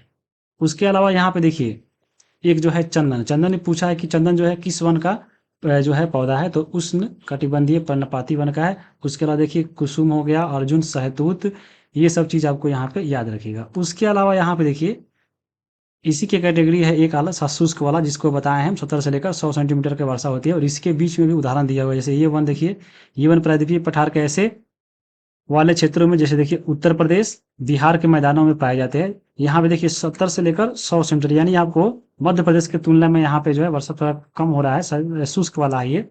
तो यहाँ पे थोड़ा सा कम पाया जाता है मध्य प्रदेश से, इसलिए मध्य प्रदेश जो है एक नंबर पे आएगा। जैसे इसके बीच में उदाहरण होगा, जैसे देखिए विस्तृत क्षेत्रों में प्रायः देखिए सागौन, साल, पीपल, नीम के वृक्ष उगते हैं, ये सभी के सभी आपको पर्णपाती वन के उदाहरण है। तो यही पूछा था। अब 140 नंबर यहाँ पे देखिए क्वेश्चन जो है आपको थोड़ा विवादित है, और यहाँ पे बहुत कोई जो है इसका एराइज करने वाला है। तो बिहार की सबसे पुरानी नदी घाटी परियोजना कौन सी है, तो दामोदर घाटी है, सोन नदी है, और कोसी नदी है। तो यहाँ पे जो बीपीएससी आंसर माना है वह माना है दामोदर नदी घाटी परियोजना, जो आपको गलत है। अगर ये हो सकता था कि हाँ स्वतंत्र भारत की पूछता, तो ये आपको दामोदर नदी हुआ था। और ये क्योंकि ये 1900 आपको 48 में देश जब आजाद हुआ था, तो यहाँ पे स्थापना किया गया था। अब ये आपको बिहार की सबसे पुरानी पूछी है, तो बिहार में जो सबसे पुराना है वो आपको सोन नदी घाटी परियोजना है। तो यहाँ पे ऑप्शन नंबर इसका बी होगा, लेकिन ऑप्शन जो इसका दिया हुआ है ये दामोदर नदी घाटी परियोजना हुआ है, जो आपका यहाँ पे गलत है। तो इसको आप क्वेश्चन जो एराइज कर सकते हैं यहाँ पे। आगे हम चलेंगे, अब यहाँ पे कुछ देख लेते हैं, इसका प्रूफ दिखा देते हैं। जैसे देखिए यहाँ पे एनसीईआरटी नहीं, ये आपका जो एससीईआरटी का पॉइंट है, एससीईआरटी जब पढ़िएगा तो वहां पे ये देखने को मिलेगा, उसी का ये स्क्रीनशॉट है। तो यहाँ पे आप देख सकते हैं कि यहाँ पे सोन नदी घाटी परियोजना के बारे में लिखा हुआ है, पूरा हूबहू लाइन लिख दिया है कि बिहार की सबसे पुरानी और पहली नदी घाटी परियोजना है, और ये केवल आपको बिहार के बुक में ही देखने को मिलेगा। और जिसका जो है 1874 में जो है अंग्रेज सरकार के द्वारा यह बनाया गया था। तो याद रखिएगा यही इसका आंसर होगा, सोन नदी घाटी परियोजना वाला। दामोदर वाला जो दिया है वो गलत है। दामोदर वाला जो निर्माण हुआ था बता चुके हैं 1948 में हुआ था। तो स्वतंत्र अगर भारत का पूछता तो ये आपको आंसर होता, लेकिन अगर बिहार का पूछे तो आपको सोन नदी घाटी परियोजना होगा, 1874 में बना था। सोन नदी जो है आपको मालूम होगा अमरकंटक के मैकाल पठार से जो है निकलता है। जब आपको ये अगर भारत है तो यहाँ पे अमरकंटक की पहाड़ी है, और यहाँ पे आपका गंगा नदी ऐसे आता है। तो ये पटना है, और पटना के समीप में ही जाकर ऐसे इधर निकलता है, और यहाँ पे जाके कौन सा जगह है दानापुर, तो दानापुर में ही ये जाकर मिलता है और यहाँ पे ही आपका यहीं से जो मैकाल के पठार से इधर जाता है नर्मदा नदी और इधर निकलता है आपका सोन नदी। यहीं जाकर मिलता है और इसी बांध पे ही यहाँ पे बिहार में यानी दानापुर से पहले इधर आइएगा आपको बिहार के जैसे बिहार जो है यहाँ पे खत्म शुरू जो होता है यहाँ पे रोहतास साइड में, यहीं पे जो है ये बनाया गया है। तो सोन नदी घाटी परियोजना देख लिए। अब यहाँ पे देखिए इससे जो है डेहरी के पास, डेहरी पड़ता है रोहतास में, डेहरी के पास से पूरब एवं पश्चिम की ओर दो नहर निकाला गया है यहाँ पे सोन नदी घाटी, सोन नदी से ही। तो यहाँ पे पूछ सकता है, एक बार क्वेश्चन पूछा भी है कि आपको सोन नदी से कौन संबंधित है, तो वहाँ पे सोन नदी के बारे में दिया हुआ था। तो यहाँ ऑप्शन भी था कि हाँ पश्चिमी नहर और पूर्वी नहर, लेकिन बहुत किसी को मालूम नहीं था, तो वहाँ पे केवल सोन नहर लगा के बहुत कुछ गलती कर लिया था। और वो जो क्वेश्चन पूछा गया था इससे पहले जो टीआरई 3 का 6 to 8 का पेपर हुआ था जो कैंसिल हो गया था, उसमें ये क्वेश्चन पूछा था। तो ऐसा ऐसा भी क्वेश्चन बना हुआ है इसी से। अब देखिए इसकी कुल जो लंबाई 130 किलोमीटर थी, इस नहर से जो है पटना एवं गया जिले के कई नहरों की शाखाएं जो है और उप शाखा जो है विकसित की गई है सिंचाई के लिए। और सिंचाई को लेकर इससे जो है बहुत फायदा हुआ है आपको दक्षिण पश्चिमी क्षेत्र के बिहार के। जैसे आप देख सकते हैं इस परियोजना से सूखा प्रभावित क्षेत्र जो है सिंचाई की सुविधा प्राप्त होने से बिहार के दक्षिणी पश्चिमी क्षेत्र का जो एरिया है वह प्रति हेक्टेयर उत्पादन वहां पे काफी बढ़ गया है और चावल की अधिक खेती होने लगी है। इसी कारण इसे जो है बिहार का चावल का कटोरा कहते हैं। तो बहुत इंपॉर्टेंट पॉइंट है और ये जरूर एग्जाम में देखने को मिलेगा कि चावल का कटोरा जो है बिहार का किसे कहते हैं, तो बिहार का दक्षिणी पश्चिमी क्षेत्र को। अभी आप बताएं जैसे ये बिहार है तो यहाँ पे इसे जो आपका गंगा नदी है इधर से जाता है आपका सोन नदी। तो यहाँ पे जो मिलता है आपको ये वाला एरिया, अगर हम बिहार को ऐसे बांट दें ये वाले एरिया में, तो ये वाला जो एरिया है इधर वाला, यहाँ से लेकर इस एरिया में बहुत सारा आपको जो है नदी निकाल कर उप शाखा निकाल कर सिंचाई होता है। तो इधर जो पड़ता है आपका रोहतास, ये वाला जो एरिया है भारत का दक्षिण पश्चिमी एरिया, तो यहाँ पे जो है चावल का बहुत खेती होता है, इसलिए इसे चावल का कटोरा कहते हैं। तो बहुत इंपॉर्टेंट है, पूछ लेगा कि यहाँ चावल का कटोरा किसे कहते हैं, तो बिहार का दक्षिणी पश्चिमी एरिया को। ये वाला आपको बता ही दिए मैप से भी। अगर बिहार को ऐसे बांटिएगा, ये वाला आपको सोन नदी इसी तरफ बहता है, बहुत सारा ऐसे नदी ऐसे निकला है चारों तरफ से। तो यहीं पे खेती होता है दक्षिण पश्चिम वाला एरिया, ये वाला एरिया। तो इसी को जो है चावल का कटोरा कहते हैं, बहुत इंपॉर्टेंट है, याद रखिएगा। अब हम देखेंगे गंडक नदी के बारे में। देखिए गंडक लिखा हुआ है, ये गंडक नदी जो है ये आपको उत्तर प्रदेश और बिहार का दोनों मिलाकर एक संयुक्त परियोजना है। और साथ में ये जो बनाया गया है भारत और नेपाल के सहयोग से ये बना है और इसी के सहयोग से जो है वाल्मीकि नगर के पास से यह शुरू किया गया है। और यहाँ पे एक जो है वाल्मीकि नगर के पास में ही यहाँ पे वाल्मीकि जलाशय का भी निर्माण किया गया है भैंसा लोटन के समीप। तो यहाँ पे ये भी क्वेश्चन पूछता है।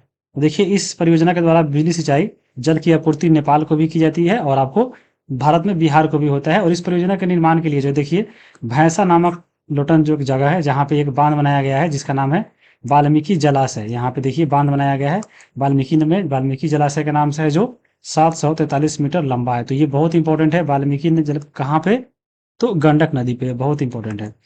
आगे अब हम देखेंगे इसमें और पॉइंट है। देखिए जैसे देख रहे थे सोन नदी में भी दो नहर निकाला गया था, पूर्वी नहर पश्चिमी नहर। तो गंडक नदी में भी देखिए जो निकाला गया है, एक जो है पश्चिमी प्रमुख नहर और एक है पूर्वी प्रमुख नहर। तो यहाँ पे देखिए इस नहर की प्रणाली के द्वारा जो है बिहार के 3 पश्चिमी जिला गोपालगंज, सारण और सिवान, इसका जो है सिंचाई किया जाता है। और वाल्मीकि नगर के पूर्व में एक पूर्वी जो मुख्य नहर है, तो जो देखिए पूर्वी मुख्य नहर से किसका सिंचाई होता है, तो यहाँ पे देख सकते हैं। और पूर्वी जो मुख्य नहर है इसको जो है तिरहुत नहर भी बोला जाता है। तो यहाँ से पूछ सकता है कि इसको बोलते हैं, तो पूर्वी नहर को बोलते हैं। और ये जो पूर्वी नहर है यानी जो तिरहुत नहर है यह गंडक नदी के समानांतर बहता है और इसका जो कई उप शाखा निकाला गया है। और इस नहर के द्वारा देखिए जैसे पश्चिमी चंपारण, पूर्वी चंपारण, मुजफ्फरपुर, वैशाली, समस्तीपुर जिला में जो इसका सिंचाई होता है। तो ये चीज आपको गंडक नदी से याद रखना है। कोसी नदी के बारे में भी दिया, ऑप्शन में दिया था। देखिए कोसी जो है 1896 में इसका कल्पना किया गया था, लेकिन वास्तविक जो निर्माण है 1955 में इसका कार्य जो है प्रारंभ हुआ था। इस परियोजना को जो है नेपाल सरकार और भारत सरकार दोनों मिलकर जो है बनाया गया था बिहार राज्य में। तो ये बिहार में बना है और इस मुख्य उद्देश्य जो है इसका बदलते मार्ग को रोकना है, क्योंकि जानते हैं कि कोसी नदी को जो है यहाँ पे सबसे रास्ता बदलने वाली नदी कहा जाता है, क्योंकि एग्जाम में पूछा भी है और साथ में यह बिहार का जो है शोक भी माना जाता है। तो इसको रोकने के लिए बांध भी इस पे बनाया गया है। उपजाऊ भूमि की बर्बादी पर नियंत्रण, भयानक बाढ़ से क्षति पर रोकने के लिए, जल से सिंचाई का विकास करने के लिए, मत्स्य पालन के लिए, नौकारोहण के लिए, ये सब के लिए जो है इसका जो है इसको बनाया गया है। इस परियोजना को कई चरणों में पूरा किया गया है। पहले चरण में अगर बात करें तो पहले चरण में मार्ग प्रबंधन पर रोक है, यानी सबसे पहले पूछ सकता है कि कोसी नदी का प्रथम चरण का क्या इसमें काम था, तो सबसे पहले नदियों को जो नदियाँ जो रास्ता बताती है उसको यहाँ पे रोकना। और यहाँ पे देखिए बिहार और नेपाल के सीमा पे हनुमान नगर जो है स्थान पर एक बैराज का निर्माण किया गया है। बहुत इंपॉर्टेंट है, पूछ लेता है कि कोसी नदी पे कौन सा जो है यहाँ पे बांध है, तो हनुमान नगर के पास एक बांध बनाया गया हनुमान बैराज, ये आपको याद रखिएगा। और यहाँ से भी जो है आपको दो नहर, एक पूर्वी और पश्चिमी कोसी नहर जो है यहाँ पे निकाला गया है। तो ये सब चीज़ आपको जो है यहाँ पे याद रखना है। अब देखिए क्वेश्चन हो गया। अब देखेंगे हम लोग 72 नंबर जो है क्वेश्चन दिया गया कि निम्न राष्ट्रीय उद्यानों में जो है कौन सा सही सुमेलित नहीं है, उसको यहाँ पे खोजना था। तो पहले हम बात करें यहाँ पे देखिए भगवान महावीर, और जो क्योंकि ये बिहार से दिया है जो आपका गलत है। भगवान महावीर जो है गोवा में पड़ता है, और ये पूछा है कौन सा, तो राष्ट्रीय उद्यान नेशनल पार्क। तो नेशनल पार्क की बात करें बिहार में, तो बिहार में मात्र एक ही नेशनल पार्क है, और वो आपका पड़ता है वाल्मीकि नगर पार्क, वाल्मीकि नगर राष्ट्रीय उद्यान, जो आपके पश्चिमी चंपारण में पड़ता है, और इसका नाम है वाल्मीकि नगर। मात्र एक ही है बिहार में। उसके अलावा अगर हम बात करें तो बिहार में 12 जो है वन्य जीव अभ्यारण्य है। जैसे आप पढ़ते होंगे कैमूर वन्य जीव अभ्यारण्य, और या भीमा बांध अभ्यारण्य, जो भीमा बांध मुंगेर में है, उसका वो क्वेश्चन भी पूछा था 6 to 8 में। तो ये सब जो है आपके वन्य अभ्यारण्य है, और बिहार में एक ही राष्ट्रीय उद्यान है वाल्मीकि नगर। तो अगर आपको एक भी मालूम रहता कि हाँ बिहार में एक राष्ट्रीय उद्यान है जो आपका बिहार का नहीं दिया गया है, भगवान महावीर के नाम पर दिया था, ये आपका गलत हो जाता। और उसके बाद देखिए ये जो बलपक्रम है, बल प्रक्रम, ये भी जो आपका है मेघालय में पड़ता है, तो ये आपका सही है। लेकिन जो ये आपका जो है गुविंडी की बात करें तो गुविंडी आपको तमिलनाडु में पड़ता है, ये भी आपका सही है। एक जो भगवान महावीर है यही आपका गलत दिया था, जो इसका आंसर हो जाता। कौन सुमिलित नहीं है, तो आपको ये भगवान महावीर वाला जो है आपको नहीं है, तो ऑप्शन नंबर इसका बी इसका सही हो जाएगा। 72 का बी हो जाएगा, याद रखिएगा। अब हम आगे देखेंगे, जैसे यहाँ पे देख लीजिए तमिलनाडु का दिया था एक गोविंडी, तो यहाँ पे देखिए देखिए तमिलनाडु राज्य में जो राष्ट्रीय उद्यान है यहाँ पे दिया हुआ है गुंडी राष्ट्रीय उद्यान जो है चेन्नई में है। जब पढ़िएगा आप कौन सा बुक, तो एससीईआरटी का जो 10वां का बुक है पेज नंबर 59 में जो है राष्ट्रीय उद्यान के बारे में पढ़ना है, और सभी राज्यों का राष्ट्रीय उद्यान ऐसे ही दिया हुआ है। तो वो 3 पेज में दिया हुआ है, लेकिन यहाँ पे हम पूरा कवर नहीं करेंगे। आपको बता दिए हैं कि हाँ जैसे तमिलनाडु वाला जैसे दिया था आप पढ़ते तो यहाँ से बना सकते थे, ये सही था। मेघालय वाला जो बलक्रम था वो इसमें नहीं दिया हुआ है, और बिहार का भी जो आप देख रहे थे जो वाल्मीकि नगर, वो भी नहीं दिया है इस बुक में, अलग से दिया हुआ है दूसरी जगह। और गोवा का भी इसमें नहीं दिया था, बाकी सब राज्य का यहाँ पे दिया हुआ है। तो आगे आने वाले एग्जाम के लिए आप इसको देख सकते हैं। इसका जो पीडीएफ है हम टेलीग्राम पे भेज देंगे। टेलीग्राम जो है आपको चैनल के नाम से ही है, टेलीग्राम पे सर्च कर लीजिएगा, वहाँ पे पीडीएफ इसको भेज देंगे, आप डाउनलोड करके याद कर सकते हैं। अब देखेंगे यहाँ पे 144 नंबर जो क्वेश्चन है यहाँ पे था कि छितरे हुए वृक्षों वाले घास के मैदान को क्या कहते हैं। यानी वैसा घास का मैदान जहाँ जो वृक्ष होते हैं छितरे हुए होते हैं, यानी आपको बहुत दूरी दूरी पर होता है ना, मतलब एक जगह से तितर बितर स्थान पे, तो उस घास के मैदान को क्या कहते हैं। तो देखिए ऑप्शन नंबर जो सी है वर्षा वन, इसको बोलते हैं सदाबहार वन। और सदाबहार वन जो होता है उसको सघन वन भी बोलते हैं, वहाँ पे बहुत सारा पेड़ पौधा बहुत घना वन होता है, तो ये तो खैर होगा नहीं। कृषि वन में जो है आपको कृषि पशुपालन का होता है, तो ये भी आपका नहीं होगा।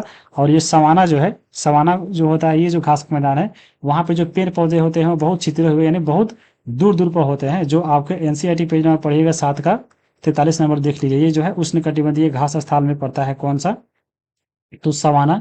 और उष्णकटिबंधीय में देख रहे हैं पेड़ आपको कहाँ कहाँ बहुत दूर दूर पे है, और छितरे हुए घास के ये मैदान है, छितरे हुए वृक्षों वाले घास के मैदान है। जैसे देख सकते हैं उष्णकटिबंधीय घास स्थल में आपको पड़ेगा यहाँ पे सवाना। ये वन भूमध्य रेखा के किसी भी तरफ उग जाते हैं, और भूमध्य रेखा के दोनों तरफ उष्णकटिबंधीय क्षेत्र है, तो यहाँ पे उष्णकटिबंधीय घास स्थल पाए जाते हैं। यहाँ वनस्पति निम्न से मध्य वर्षा वाले क्षेत्रों में पैदा होती है। यह घास काफी ऊंची, लगभग 3 से 4 मीटर ऊंची होती है। जैसे अफ्रीका का सवाना घास स्थल इसी प्रकार का है, और यही पूछा था छितरे हुए। इसी को जो उष्णकटिबंधीय घास स्थल होते हैं, क्योंकि ये बहुत मतलब पेड़ पौधा कम होता है और घास ज्यादा होता है, तो उसको बोलते हैं छितरे हुए। तो यही पाया जाता है उस किस्में, तो उष्णकटिबंधीय घास स्थल में। तो ऑप्शन नंबर यहाँ पे 144 का जो है ए हो जाएगा। अब आगे हम देखेंगे, यहाँ पे देखिए 148 नंबर जो क्वेश्चन है कि भारत के किस पूर्वी राज्यों में जो है जनजातीय जनसंख्या की अधिकतम संकेंद्रण है, यानी सबसे ज़्यादा जनजातीय जनसंख्या है किस पूर्वोत्तर राज्य में? तो मिजोरम में है। यहाँ पे जब पढ़िएगा 9th क्लास का एनसीईआरटी जनसंख्या नामक चैप्टर है, सेंसस लास्ट चैप्टर है, उसमें जो है जनसंख्या के बारे में पढ़ना है, लेकिन ज़्यादा जनसंख्या के बारे में नहीं दिया गया है, लेकिन वहाँ पे ये दिया गया है मिजोरम के बारे में। तो यहाँ पे ऑप्शन नंबर इसका बी हो जाएगा। उसके बाद जनसंख्या पे एक अलग से वीडियो आएगा जहाँ पे सब चीज़ वहाँ पे आपको मिल जाएगा आसानी से एक ही वीडियो में आपका, क्योंकि बीपीएससी जो आयोग जो है यहाँ पे टीचर के एग्जाम में उसका नियम बन गया है कि कम से कम 2 क्वेश्चन सब शिफ्ट में देता ही है। तो जनसंख्या आपको देख कर जाना है। उसके बाद देखिए 150 नंबर है कि मुंबई और नई मुंबई को जोड़ने वाला अटल सेतु की लंबाई कितना है? तो ये आपका एक करंट अफेयर्स के तौर पे क्वेश्चन पूछा था। ये करंट अफेयर्स में ले सकते हैं क्योंकि ये पिछले कुछ मतलब पिछले साल का ही है। तो इसका जो लंबाई है 21.8 किलोमीटर है। ये भी आपको याद रखिएगा, 150 का ऑप्शन नंबर बी हो जाएगा। तो ज्योग्राफी आप देख लीजिए 27 क्वेश्चन, यहाँ पे बहुत मायने रखता है 27 क्वेश्चन। आपको पीआरटी में 120 नंबर में लगभग आपको 1/4 जो है पूछ रहा है। आपको अगर इसमें ईवीएस भी मिला दे 1-2 क्वेश्चन तो यहाँ पे 29-30 हो जाएगा। तो समझ लीजिए 1/4 हिस्सा केवल ज्योग्राफी का बहुत मायने रखता है पीआरटी के लिए। तो ज्योग्राफी आपको बहुत अच्छे से पढ़ना पड़ेगा, याद रखिएगा। अब हम पॉलिटी में बात कर लेते हैं। पॉलिटी का ज़्यादा क्वेश्चन नहीं है, पॉलिटी का जो है 7 ही क्वेश्चन पूछा था पीआरटी में। चलिए हम इसको एक-एक करके जो है यहाँ पे देख लेते हैं। सबसे पहले तो चलिए हम लोग इसको शुरू करते हैं। यहाँ पे देखिए 53 नंबर क्वेश्चन है कि निम्न में से कौन 1953 में राज्य पुनर्गठन आयोग के सदस्य थे? तो राज्य पुनर्गठन आयोग के सदस्य के बारे में पूछना था। तो ये जो राज्य पुनर्गठन आयोग है इसको जो है फजल अली आयोग भी बोलते हैं क्योंकि इसी की अध्यक्षता में बनाया गया था। तो इसके अध्यक्ष थे फजल अली। ये जो फजल अली है यहाँ पे इसके अध्यक्ष थे और इनके अलावा जो है 2 इसमें सदस्य थे के एम पन्नीकर और हृदयनाथ कुंजरू। तो इसका ऑप्शन नंबर जो है यहाँ पे डी हो जाएगा। और क्योंकि ये फजल अली की अध्यक्षता में बना था इसलिए इसको जो है फजल अली आयोग बोलते हैं, याद रखिएगा। और इससे पहले जो है आपको भाषा के आधार पर गठन हेतु जो है एसके धर समिति आया था 1948 में। उसके बाद आपको जेवीपी समिति आया था। ये सब जो है भाषा के आधार पर राज्यों का पुनर्गठन के लिए माना कर दिया था। इसके लिए जो है भारत में बहुत विरोध हुआ और एक व्यक्ति थे आपको मद्रास के रामुल्लू, जिनकी मृत्यु भी हो गई थी 56 दिन अनशन आपको अनशन के बाद। जब ये मर गए उसके बाद जो है विरोध बहुत तेज हो गया तो जवाहरलाल नेहरू जो है अपने सरकार लगा कि हाँ अब ये गिर जाएगा, बहुत विरोध हुआ, तब जाकर जो है सबसे पहले आंध्र प्रदेश को जो है 1953 में आपको इसी राज्य पुनर्गठन आयोग के तहत जो है भाषा के आधार पर पहला राज्य जो है गठन किया गया था आंध्र प्रदेश का। तो ये भी क्वेश्चन पूछा हुआ है यहाँ पे। तो 53 का ऑप्शन नंबर डी समझ लिए। लेकिन जब यही क्वेश्चन आप 6 to 8 में बस इसके उदाहरण के लिए आपको दिया गया है, अभी तो हम लोग कर रहे हैं 1 to 5 वाला, लेकिन इससे रिलेटेड जो है एक क्वेश्चन पूछा था टीआरई 3 में ही 6 to 8 पॉलिटी में पूछा था। देखिए यहाँ पे पहला नंबर वहां पे पूछा था कि निम्न में से स्वतंत्र भारत में कौन सा जो राज्य है भाषा के आधार पर निर्मित किया गया था? तो यहाँ पे जब ऑप्शन देखिए पहला इसमें आप देख रहे होंगे, सबसे हम बात करते हैं आंध्र प्रदेश के बारे में भी बताए हैं कि आंध्र प्रदेश को जो है सबसे पहले गठन किया गया था 1953 में ही। क्योंकि ये जो राज्य पुनर्गठन आयोग आया था 1953 में, याद रखिएगा ये जो है गठन हो चुका था। लेकिन ये याद रखिएगा ये रिपोर्ट कब दिया था, याद रखिएगा रिपोर्ट दिया था 1955 में, यानी 2 साल बाद। और ये लागू कब हुआ था? तो ये हुआ था 1956 में। ये सभी के अलग अलग पॉइंट है।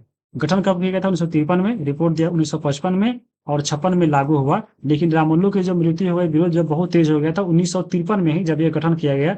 तो भाषा के आधार पर सबसे पहले जो है आंध्र प्रदेश को राज्य का दर्जा दे दिया गया था। यानी जो आपका मद्रास था, मद्रास को जो है एक आंध्र प्रदेश छटकाकर अलग दे दिया गया था। आंध्र प्रदेश को जो है यहाँ पे आपको याद रखिएगा। अब हम इसके बारे में थोड़ा बात करने से देखिए, सबसे पहले हम बात कर रहे थे आंध्र प्रदेश का। जो आंध्र प्रदेश है ये जो है 1953 में बना। तो उसके अलावा देखिए जो हरियाणा भी है, हरियाणा को जो है 3, हरियाणा, पंजाब और चंडीगढ़ तीनों जो है एक ही बार बना था 1966 में। उसके बाद देखिए महाराष्ट्र और जो गुजरात है ये जो है पहले जो है आपका जो मराठा राज्य था, जो मराठों के लिए जो था, जो बम्बई राज्य के नाम से जानता था, बम्बई मराठी भाषा के लिए। तो बम्बई को भी जो है 2 भागों में, एक गुजराती के लिए गुजरात और उसके बाद जो है एक मराठी के लिए महाराष्ट्र का गठन किया गया था कब? तो 1960 में। तो ये दोनों आपको 1960 में बना। तो यही दोनों हो गया तो ऑप्शन नंबर यहाँ पे यही डी हो जाएगा। लेकिन ये तमिलनाडु और जो कर्नाटक है इसकी अगर हम बात करें तो ये जो कर्नाटक है ये जो है मैसूर जो राज्य था उसका नाम बदल के इसका रखा गया था कैसूर। तो और ये तमिलनाडु जो था, ये जो आपका तमिलनाडु है, जब मैसूर राज्य टूटा था आंध्र प्रदेश और एक तमिलनाडु बन गया था। तो ये सभी के सभी जो है आपको भाषा के आधार पर स्वतंत्र देश जब बन गया था उसके बाद रखा गया है, तो ऑप्शन नंबर इसका डी हो जाता है। यानी देख रहे हैं राज्य पुनर्गठन आयोग से भी आपको 1 to 5 में भी क्वेश्चन, टीआरई 3 में, और आपका 6 to 8 में भी जो है पूछा गया था। और ये जो क्वेश्चन है जब 11th का जब एनसीईआरटी पढ़िएगा पेज नंबर 168, तो वहां पे इसके बारे में दिया गया है, वहां पे आप जाके इसको पढ़ सकते हैं। और इसके अलावा ये देखिए एक और क्वेश्चन पूछा था, 91 नंबर क्वेश्चन पूछा था आपको बीपीएससी टीआरई 2 में पीजीटी में पूछा था कि भारत में भाषा के आधार पर 1956 के अंतर्गत राज्यों का और केंद्र शासित प्रदेशों की संख्या कितना थी। जब 1956 में ये जो लागू हो गया था आपका राज्य पुनर्गठन आयोग, तो उस समय 14 राज्य और 6 जो है केंद्र शासित प्रदेश थे। और ये जो है आपका एनसीईआरटी में हूबहू एक लाइन यहाँ पे दिया गया है, देख सकते हैं। 1956 में राज्य पुनर्गठन अधिनियम पास हुआ और इस अधिनियम के आधार पर 14 राज्य और 6 केंद्र शासित प्रदेश थे। और ये एनसीईआरटी का 12th का एनसीईआरटी पेज नंबर 21 और 23 में, और साथ में 11th का एनसीईआरटी 168 पेज में भी है, ये चीज दिया हुआ है। अब देखिए यहाँ पे देखिए राज्य के पुनर्गठन के बाद जो है 1961 का मानचित्र दिया गया है। जैसे देखिए उस समय कैसा था, देख रहे हैं आपको, ये गुजरात और महाराष्ट्र पहले दोनों जो है एक ही राज्य हुआ करता था, लेकिन ये 1960 में टूट गया था, तो 1961 में ये दोनों अलग हो चुका था। देखिए ये दो राज्य पहले एक ही था ये। उसके बाद देखिए यहाँ पे मद्रास जो है, मद्रास और ये आपका आंध्र प्रदेश, ये दोनों पहले एक ही राज्य था। तो ये दोनों को भी सबसे पहले ये आंध्र प्रदेश को 1953 में ये हुआ था। देखिए मध्य प्रदेश देखिए 1961 में नहीं टूटा था, कितना बड़ा था। बिहार में भी देखिए, बिहार में झारखंड नहीं अलग हुआ था, तो उसमें ये बिहार उसमें इसमें था। उत्तर प्रदेश में उत्तराखंड नहीं टूटा था, तो इसी में आता था। ये चीज आपको याद रखिए। देखिए पंजाब में देखिए यहाँ पे पंजाब जो है 1966 में टूटा था, तो पंजाब में आपको एक पंजाब, एक हरियाणा, एक चंडीगढ़, ये आपको 1966 में टूटा था। ये सब आपको चीज याद रखिएगा। अब हम इधर देखेंगे आगे। अब देखिए आपके बुक में दिया गया था, जैसे देखिए आंध्र प्रदेश के गठन के साथ ही देश के दूसरे हिस्सों में भी भाषाई के आधार पर राज्यों का पुनर्गठन करने का संघर्ष चल पड़ा। इस संघर्षों से बाध्य होकर केंद्र सरकार ने 1953 में जो है राज्य पुनर्गठन आयोग बनाया। इस आयोग का काम जो है राज्यों का सीमा निर्धारण करना भी था, और ये अपनी रिपोर्ट में स्वीकार किया कि राज्यों का समीक्षा का निर्धारण वहां बोली के अनुसार यानी भाषा के आधार पर ही होगा। और इस आयोग की रिपोर्ट जो 1956 में आया, और उसके अनुसार 14 राज्य और 6 केंद्र शासित प्रदेश का निर्माण किया गया था। तो बहुत इंपॉर्टेंट है, और आप देख चुके कि कहाँ कहाँ क्वेश्चन जो है सब स्विफ्ट में यह पूछा हुआ है। अब देखिए नए राज्यों के निर्माण के बारे में उसी पेज में ही आपको 12th का जो है एनसीईआरटी पेज में दिया गया है। देखिए वही सब बताया है जो आपको लिखा हुआ है। देखिए 1960 में जो है महाराष्ट्र और गुजरात यहाँ बना था, गुजराती और मराठी भाषा के लिए, तो ये आपको याद रखिएगा। देखिए पंजाब पे, देखिए पंजाब जो है 1956 में जो है यहाँ पे 1966 में देखिए, सॉरी यहाँ पे 1900 मांग तो उठा था पहले 1956 से ही, लेकिन 1966 में देखिए पंजाबी के लिए पंजाब का दर्जा मिला, हरियाणा फिर बना, और उसके साथ यहाँ पे हिमाचल प्रदेश भी बना था। 1972 में देखिए फिर जो है पूर्वोत्तर राज्य का यहाँ पे बनना शुरू हुआ था। 1972 में मेघालय को यहाँ पे देखिए मेघालय को बनाया गया था, और उसी साल जो है आपको 1972 में ही मणिपुर त्रिपुरा राज्य को भी अलग किया गया। तो ये सब पॉइंट आपको दिया गया था बहुत चीज इसमें। ये आपको भाषा के आधार पर ही राज्यों का पुनर्गठन है, तो आपको याद रखिएगा। झारखंड जो है बिहार से 2000 ईस्वी में अलग हुआ था, और तेलंगाना जो है 2014 में 2 जून को जो है आपको ये अलग हुआ था आंध्र प्रदेश से। ये आपको थोड़ा थोड़ा पॉइंट याद रखने का। अब देखिए 79 नंबर यहाँ पे है कि कांग्रेस समाजवादी दल की स्थापना कब हुई थी। तो यहाँ पे बीपीएस अनुसार जो है ऑप्शन नंबर इसका ई इसका सही आंसर माना गया है। तो कांग्रेस समाज पार्टी जो है 2 है। एक अगर हम बात करें आपको देश के स्तर पे यानी अखिल स्तर पे, तो कांग्रेस समाजवादी पार्टी की स्थापना जो है अक्टूबर 1934 में हुआ था। लेकिन बिहार में अगर बात करें तो बिहार में भी आपको बिहार कांग्रेस समाजवादी पार्टी जिसका स्थापना जो है मई 1934 में दिया है। तो आपको बहुत कोई जो है ऑप्शन मई वाला लगा के आए हैं, लेकिन ये गलत है, क्योंकि यहाँ पे कहीं नहीं लिखा हुआ है कि हाँ बिहार कांग्रेस समाजवादी पार्टी। और इसका जो आंसर होगा अखिल, ये वाला पूछा है अखिल कांग्रेस समाजवादी पार्टी वाला, अक्टूबर 1934 इसका सही आंसर होगा। अगर यही बिहार में पूछता तब आपका जो है मई वाला होता और इसका ऑप्शन नंबर सी होता, लेकिन ये अखिल वाला पूछा है यानी ऑप्शन नंबर ई। अब इसको क्वेश्चन एराइज करना है तो आप कर सकते हैं, लेकिन यहाँ पे कहीं भी प्रूफ आपको नहीं मिलेगा एनसीईआरटी में, तो ऑप्शन नंबर अब ई ही इसका रह जाएगा आंसर। तो 79 का ई को देख लीजिएगा। अब हम चलते हैं आगे। 85 नंबर देखिए क्वेश्चन पूछा था, जो आपको क्वेश्चन बुक में नहीं मिलेगा। देश में मतदाता स्थापित कागज लेखा परीक्षण विचारण, जिसका नाम है VVPAT। ये आपका जो VVPAT होता है, ये वाला मशीन होता है। जब जाते होंगे आप वोट देने, तो ये आपको होता है ईवीएम और ये होता है VVPAT। जब आप देखिएगा, मान लीजिए किसी बिंदु पे आप मान लीजिए इसमें टिपिएगा, मान लीजिए ये मोबाइल छाप है, तो यहाँ पे जब टिपिएगा मोबाइल वाला, तो यहाँ पे इसमें मोबाइल भी दिखाएगा। तो इसी में दिखाता है VVPAT में, और ईवीएम में मशीन होता है। ये जो है यही पूछा था कि ये वीवीएटी मशीन है, ये सबसे पहले अस्तित्व में कब आया था? तो 2013 में आया था। 2013 में जो आया था, ये आपको नागालैंड में जो चुनाव हुआ था, नागालैंड में जो एक विधानसभा का चुनाव हुआ था, ये विधानसभा के चुनाव में इसका प्रयोग किया गया था। लेकिन अगर पूछे कि सबसे पहले पूर्ण राज्य में, तो 2017 में जो है, ये गोवा राज्य में जो है पूर्ण राज्य में इसे चुनाव कराया गया था। तो ये हो गया। अब यहाँ पे ईवीएम की बात करें, देखिए ईवीएम सबसे पहले पूछता है कि सबसे पहले ईवीएम का प्रयोग कब किया गया था? तो ईवीएम का जो प्रयोग है 1982 में जो है सबसे पहले किया गया था केरल में। केरल में जो किया गया था वो आपको विधानसभा चुनाव के लिए किया गया था। सभी जगह नहीं किया गया था, विधानसभा के लिए किया गया था। लेकिन पूछ रहे हैं कि आम सभा चुनाव में सबसे पहले इसका प्रयोग कब हुआ था? तो आम सभा चुनाव में जो है सबसे पहले बार हुआ था गोवा में। कब हुआ था? तो 1999 में हुआ था। और उसके बाद अगर पूछे कि योजना आयोग के द्वारा जो है इसको कब जो है सब जगह लागू कर दिया गया, तो ये जो है योजना आयोग के द्वारा जो है इसको 2004 में ईवीएम को सभी चुनावों में लागू कर दिया गया। तो ये पॉइंट आप ईवीएम से भी याद रख सकते हैं। अब हम आज यहाँ पे देखिए एक क्वेश्चन पूछा है 86 नंबर, जो बहुत इंपॉर्टेंट है। 86 नंबर और इससे रिलेटेड भी जो क्वेश्चन है आपको हम इसी वीडियो में बताएंगे। तो 86 नंबर यहाँ पे देख लीजिए कि निम्न में से कौन जो है भारतवर्ष के प्रथम निर्विरोध एवं सर्वसम्मति से निर्वाचित राष्ट्रपति हुए थे? आपको निर्विरोध मतलब क्या होता है? इनके विरोध में कोई खड़ा ही नहीं हुआ था, ये अकेले खड़ा हुए और आराम से जीत गए थे। इनके विरोध में नहीं खड़ा हुआ थे, तो वह थे नीलम संजीव रेड्डी। यहाँ पे याद रखिएगा ये राष्ट्रपति के बारे में। अब यहाँ पे देखिए आपके एग्जाम में राष्ट्रपति से बहुत क्वेश्चन मान लीजिए आगे पूछ सकता है, तो यहाँ पे हम ऐड कर दिए हैं। ये आपको एनसीईआरटी में अब नहीं मिलेगा। अब ये जो क्वेश्चन आपको किसी भी जनरल बुक में, आपके पास अगर लूसेंट भी है उसमें भी मिल जाएगा। तो सबसे पहले देखिए राजेंद्र प्रसाद थे, तो ये बिहार के थे, तो ये भी याद रखिएगा। बिहार से एक और व्यक्ति बने थे आपके राज्यपाल, वह कौन थे? आपको कमेंट करके बताइए, नहीं तो नीचे तो हम बता ही देंगे, आपको नीचे मिल जाएगा उसका नाम। तो इनका अगर हम बात करते हैं, तो सर्वाधिक अवधि ये 12 वर्ष तक रहे थे। पूछ लेगा कि सबसे ज्यादा राष्ट्रपति के कार्यकाल किनका है, तो आपको राजेंद्र प्रसाद का है। उसके बाद बने थे सर्वपल्ली राधाकृष्णन, तो ये भारत रत्न से सम्मानित प्रथम राष्ट्रपति थे। ऐसा ही क्वेश्चन पूछता है, देगा कि भारत रत्न से सम्मानित पहला राष्ट्रपति कौन है, तो सर्वपल्ली राधाकृष्णन को है। पूछ सकता है कि यहाँ पद पर रहते हुए किस राष्ट्रपति का निधन हो गया था सबसे पहली बार, तो जाकिर हुसैन का हो गया था। उसके बाद जब ये मरे थे तो इनके जगह पर, क्योंकि चुनाव उतना जल्दी नहीं हुआ, तो प्रथम पहली बार जो है इनके जगह पर आपको वी वेंकट गिरी को जो है यहाँ पे प्रथम कार्यवाहक राष्ट्रपति बनाया गया था। कार्यवाहक वह होता है जब तक चुनाव नहीं होता है उनके स्थान पे कार्य करता है, तो कार्यवाहक राष्ट्रपति होता है।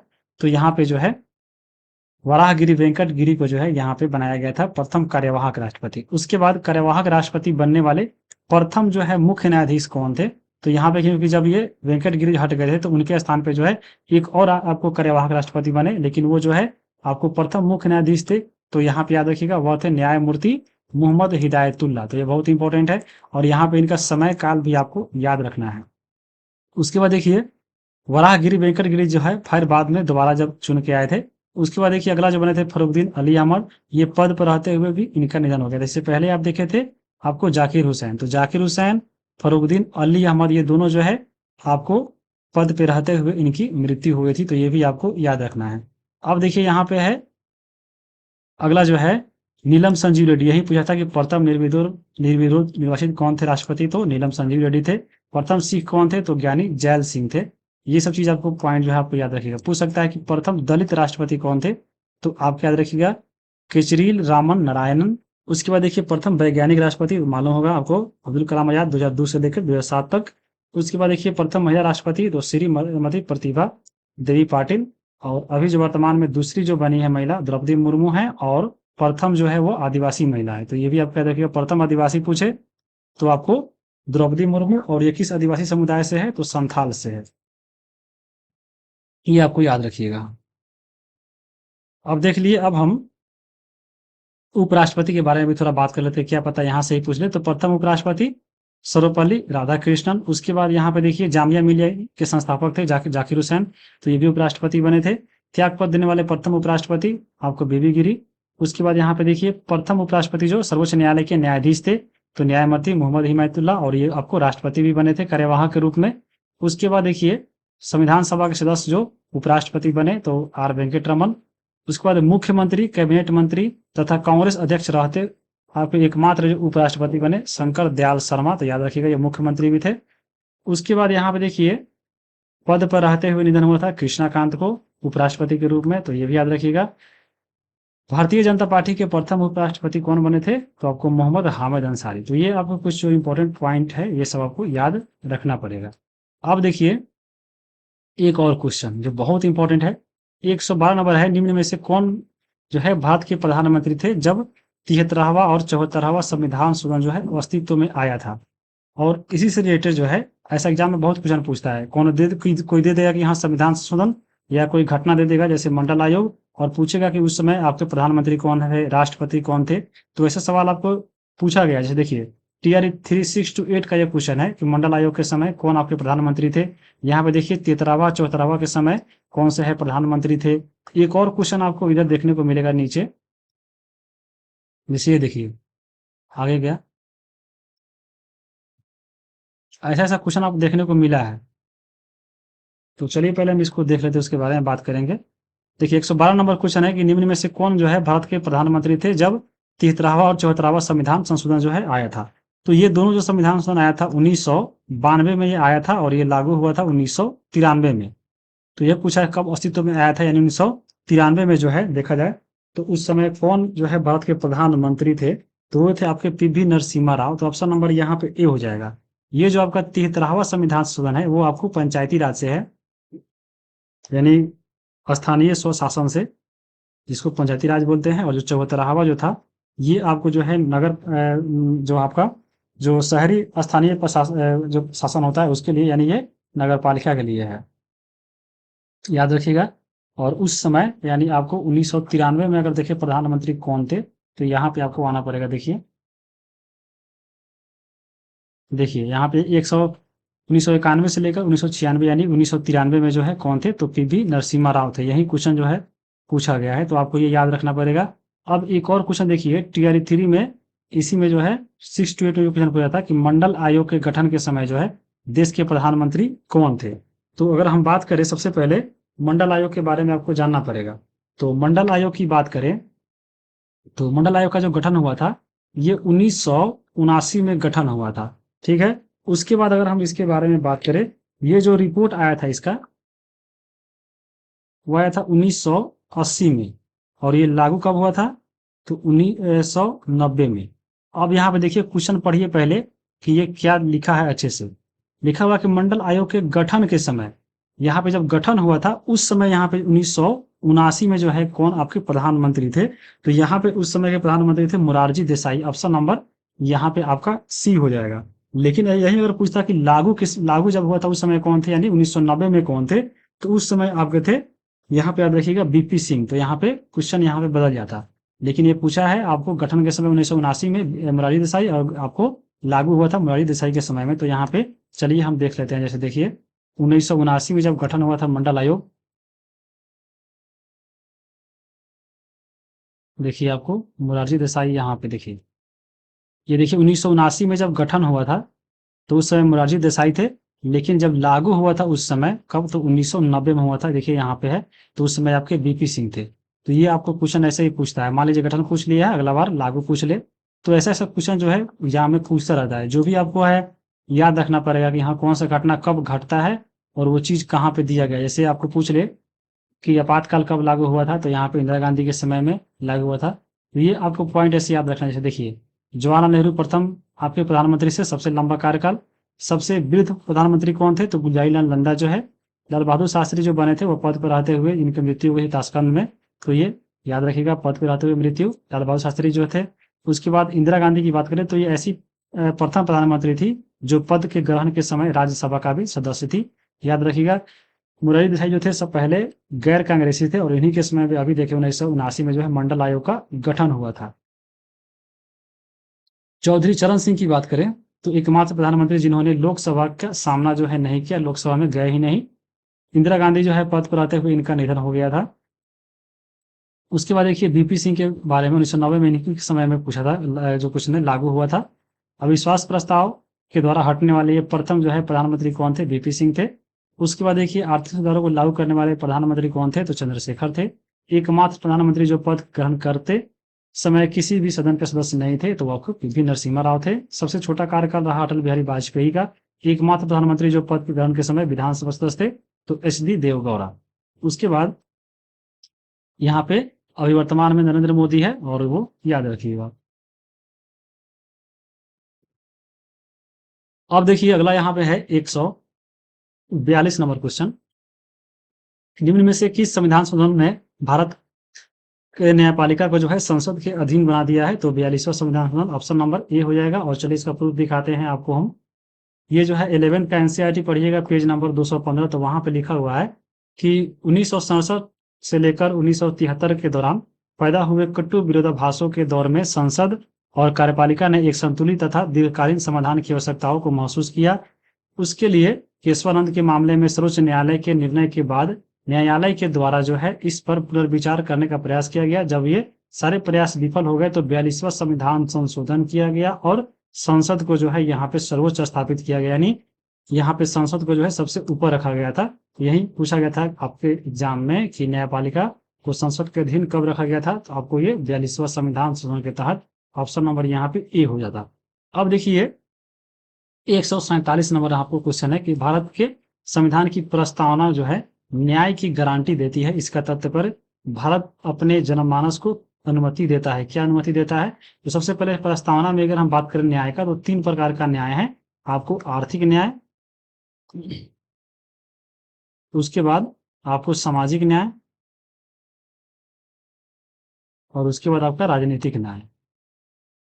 तो अगर हम बात करें, देखिए राजनीतिक न्याय मतलब क्या हुआ, यानी आपको अधिकार है कि हाँ आपका जो है अधिकार है कि आपको अपने देश में अपने निर्णय के अनुसार अपना निर्णय ले सकते हैं कि हाँ हम जो है किसको वोट दे सकते हैं, या कोई नहीं छीन सकता है, या आपको धर्म जाति लिंग के आधार पे जो है सामाजिक तौर पे कोई आपको भेदभाव नहीं पहुंचाएगा, या आपको जो भी राजनीति के तहत जो भी आपको सबके लिए न्याय है वो आपको सभी के लिए एक बराबर न्याय है। आर्थिक न्याय में क्या है कि सभी को जो है यहाँ पे अपना धन का रक्षा करना, या धन जो भी है उसका संपत्ति का भी जो है आपको अधिकार है।